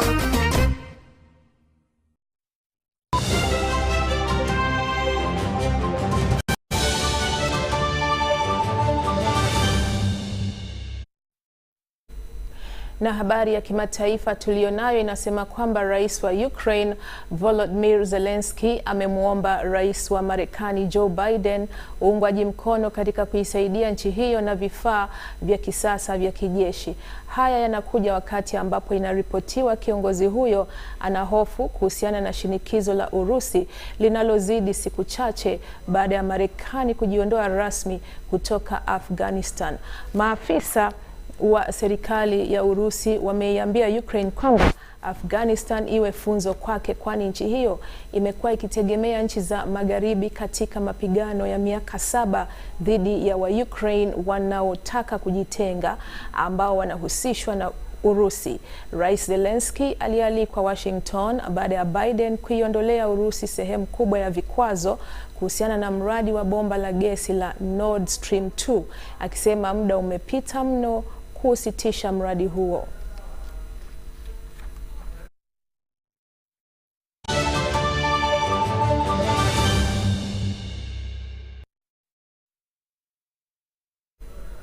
Na hivi sasa na kurejesha tena kwenye muktasari wetu wa habari.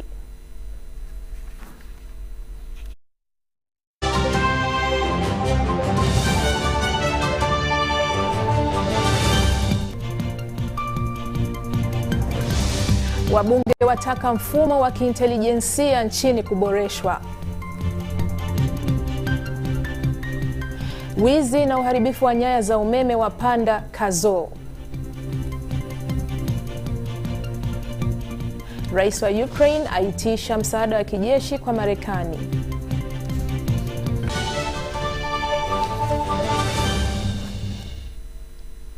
Na huo ndo mwisho wa taarifa ya habari. Asante sana kwa kutizama, na kinachofuatia hivi sasa ni taarifa ya habari kwa lugha ya Kiganda.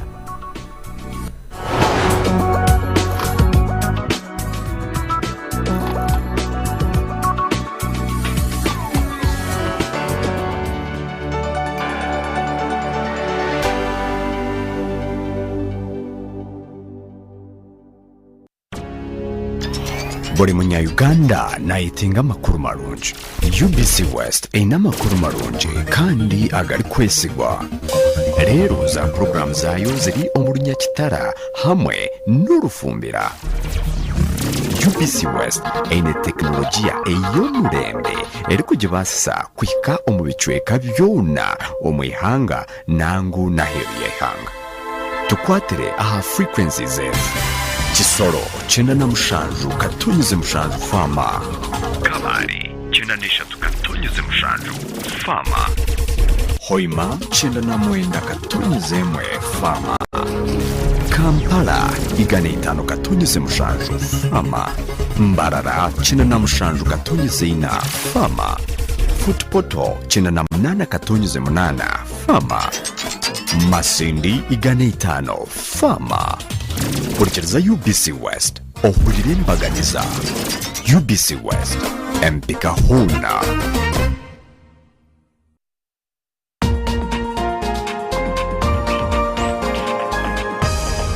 This weekend on UBC. 6 months ago, okay, accurately 6 months ago, almost, I hosted to you a very special gentleman. This gentleman hailed from Kabale. He had a very oozing personality. He had the charm. He could speak Ruchiga. People were so fascinated. Na abakura mwena abakiga barampagira nabandi bo nabanyani banje family yanje nabarawurira Ruchiga runyankore mwena nabakura muzina rya Ruhango. You know, when you are doing art, we knew that art as oil on canvas or painting, sketching with a pen, but now art has moved a step forward. It has moved in the digital world. I'm very honored and to be associated with Crossroads Multimedia.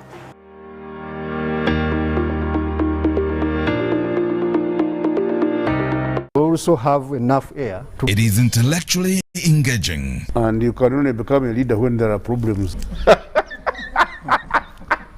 I like that.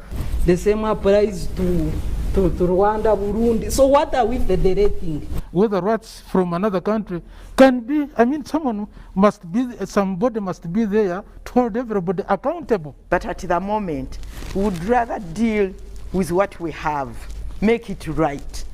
First of all, we as elites of Uganda, we have made Museveni the issue. I can tell him Museveni is not the problem of Uganda. The problems of Uganda are much deeper. We can change the next 20 presidents and we'll still be this roundabout. Deeply incisive. The different political forces that we have in the country, in the country, we don't seem to really have achieved that minimum political consensus over certain things. Authentically symbolic and insightful. Behind the Headlines, every Wednesday at 10 p.m. with Charles Odong Thor. All on your public broadcaster, UBC, inspiring Uganda.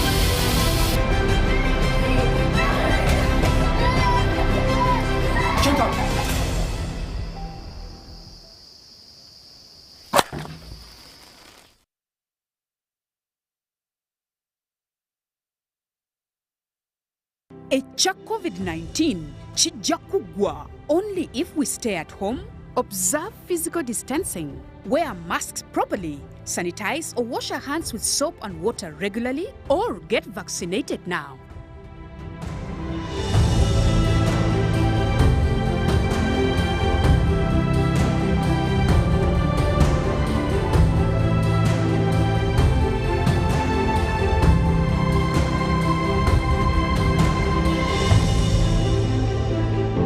Pick of the day on UBC, brought to you by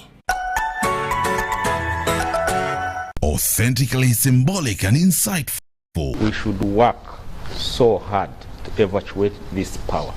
Behind the Headlines, every Wednesday at 10 p.m. with Charles Sodong Talk. Was brought to you by... We've cut and reduced our MTN Momo withdrawal rates. Now you can withdraw mobile money at the lowest rates. You also get MTN Senchu points when you deposit, send, and withdraw MTN mobile money. Visit our Momo agents countrywide and withdraw mobile money at our reduced rates from 1st May 2021.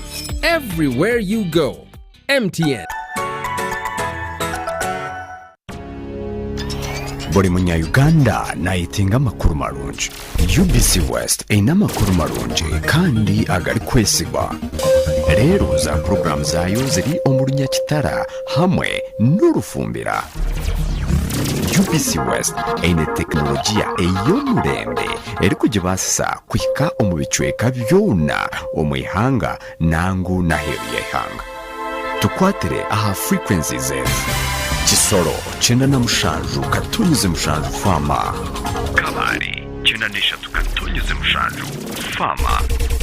Hoima 99 katonyeze mwe fama. Kampala 5 katonyeze mushanju fama.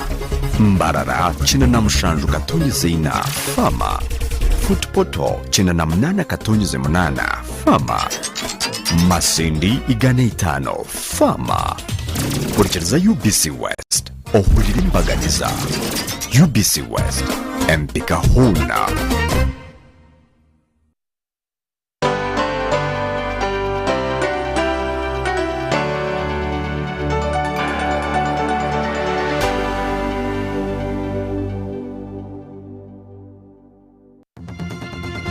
Welcome to the Voice of America's Newswords.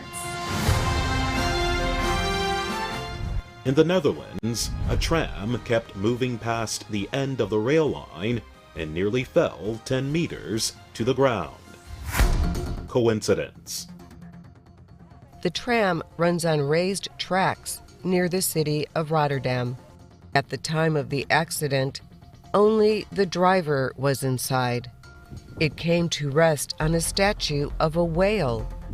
By coincidence, the statue is called Saved by a Whale's Tail.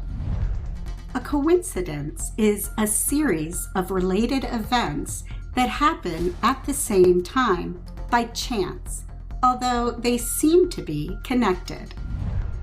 A coincidence appears to be a meaningful connection between events when there is no clear connection.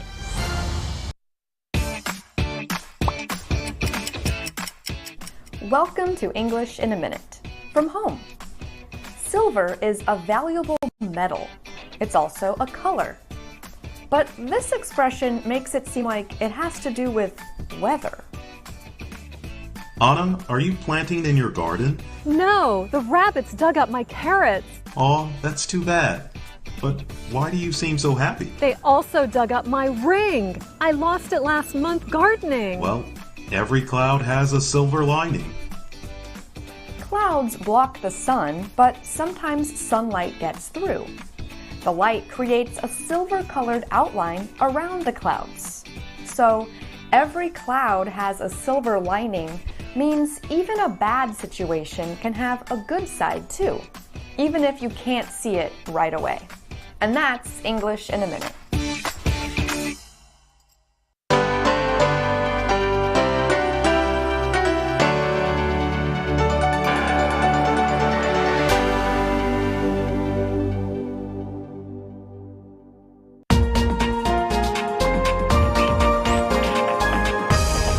This weekend on UBC. 6 months ago, okay, accurately 6 months ago, almost, I hosted to you a very special gentleman.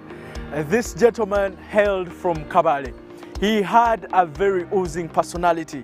He had the charm. He could speak Ruchiga. People were so fascinated. Abakura mwena abakiga barampagira n'abandi bona abanywanyi banje family yanje n'abarawurira urukiga runyankore mwena n'abakura mu zina rya Ruhanga. You know, when you are doing art, we knew that art has oil on canvas or painting, sketching with a pen, but now art has moved a step forward. It has moved in the digital world. I'm very honored and to be associated with Crossroads Multimedia.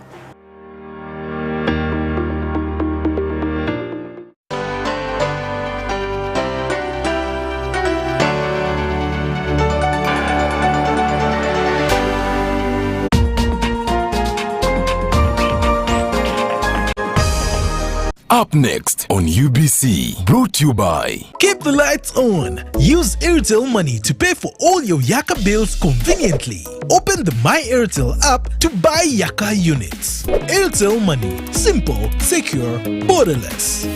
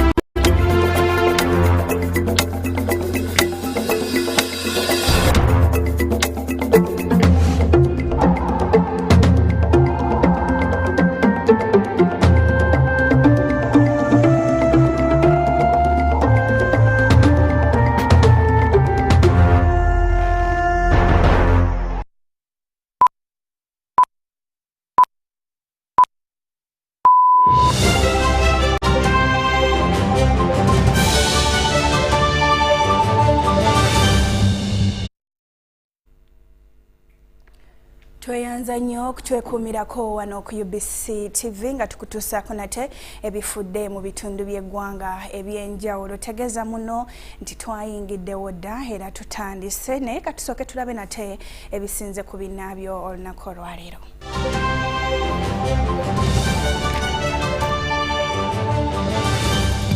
Kuberezebwa okutta ab'e Masaka 10 basindikiddwa ku alimanda. Ate era ddo esse abantu 5 mu Alberton.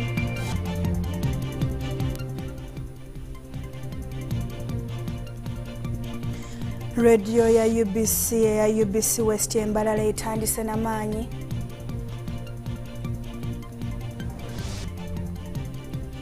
Abayonoonye transformer z'amasannyalaze Embalala bataataaganyiziddwa emirimu.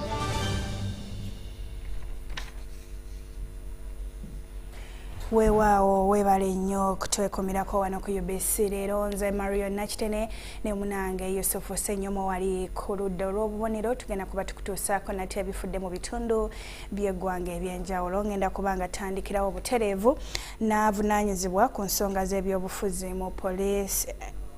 IGP Hassan Kasinje akakasizza bannamasaka nti abatemu abattisa ebijambiya bakufunibwa kubanga enkolagana n'abantu eyongedde okunywezebwa. Bano bakweyambisa abakuumaddembe ku byalo okulaba nga ettemu lino likendeera oba liviirawo ddala mu bitundu eby'e Masaka.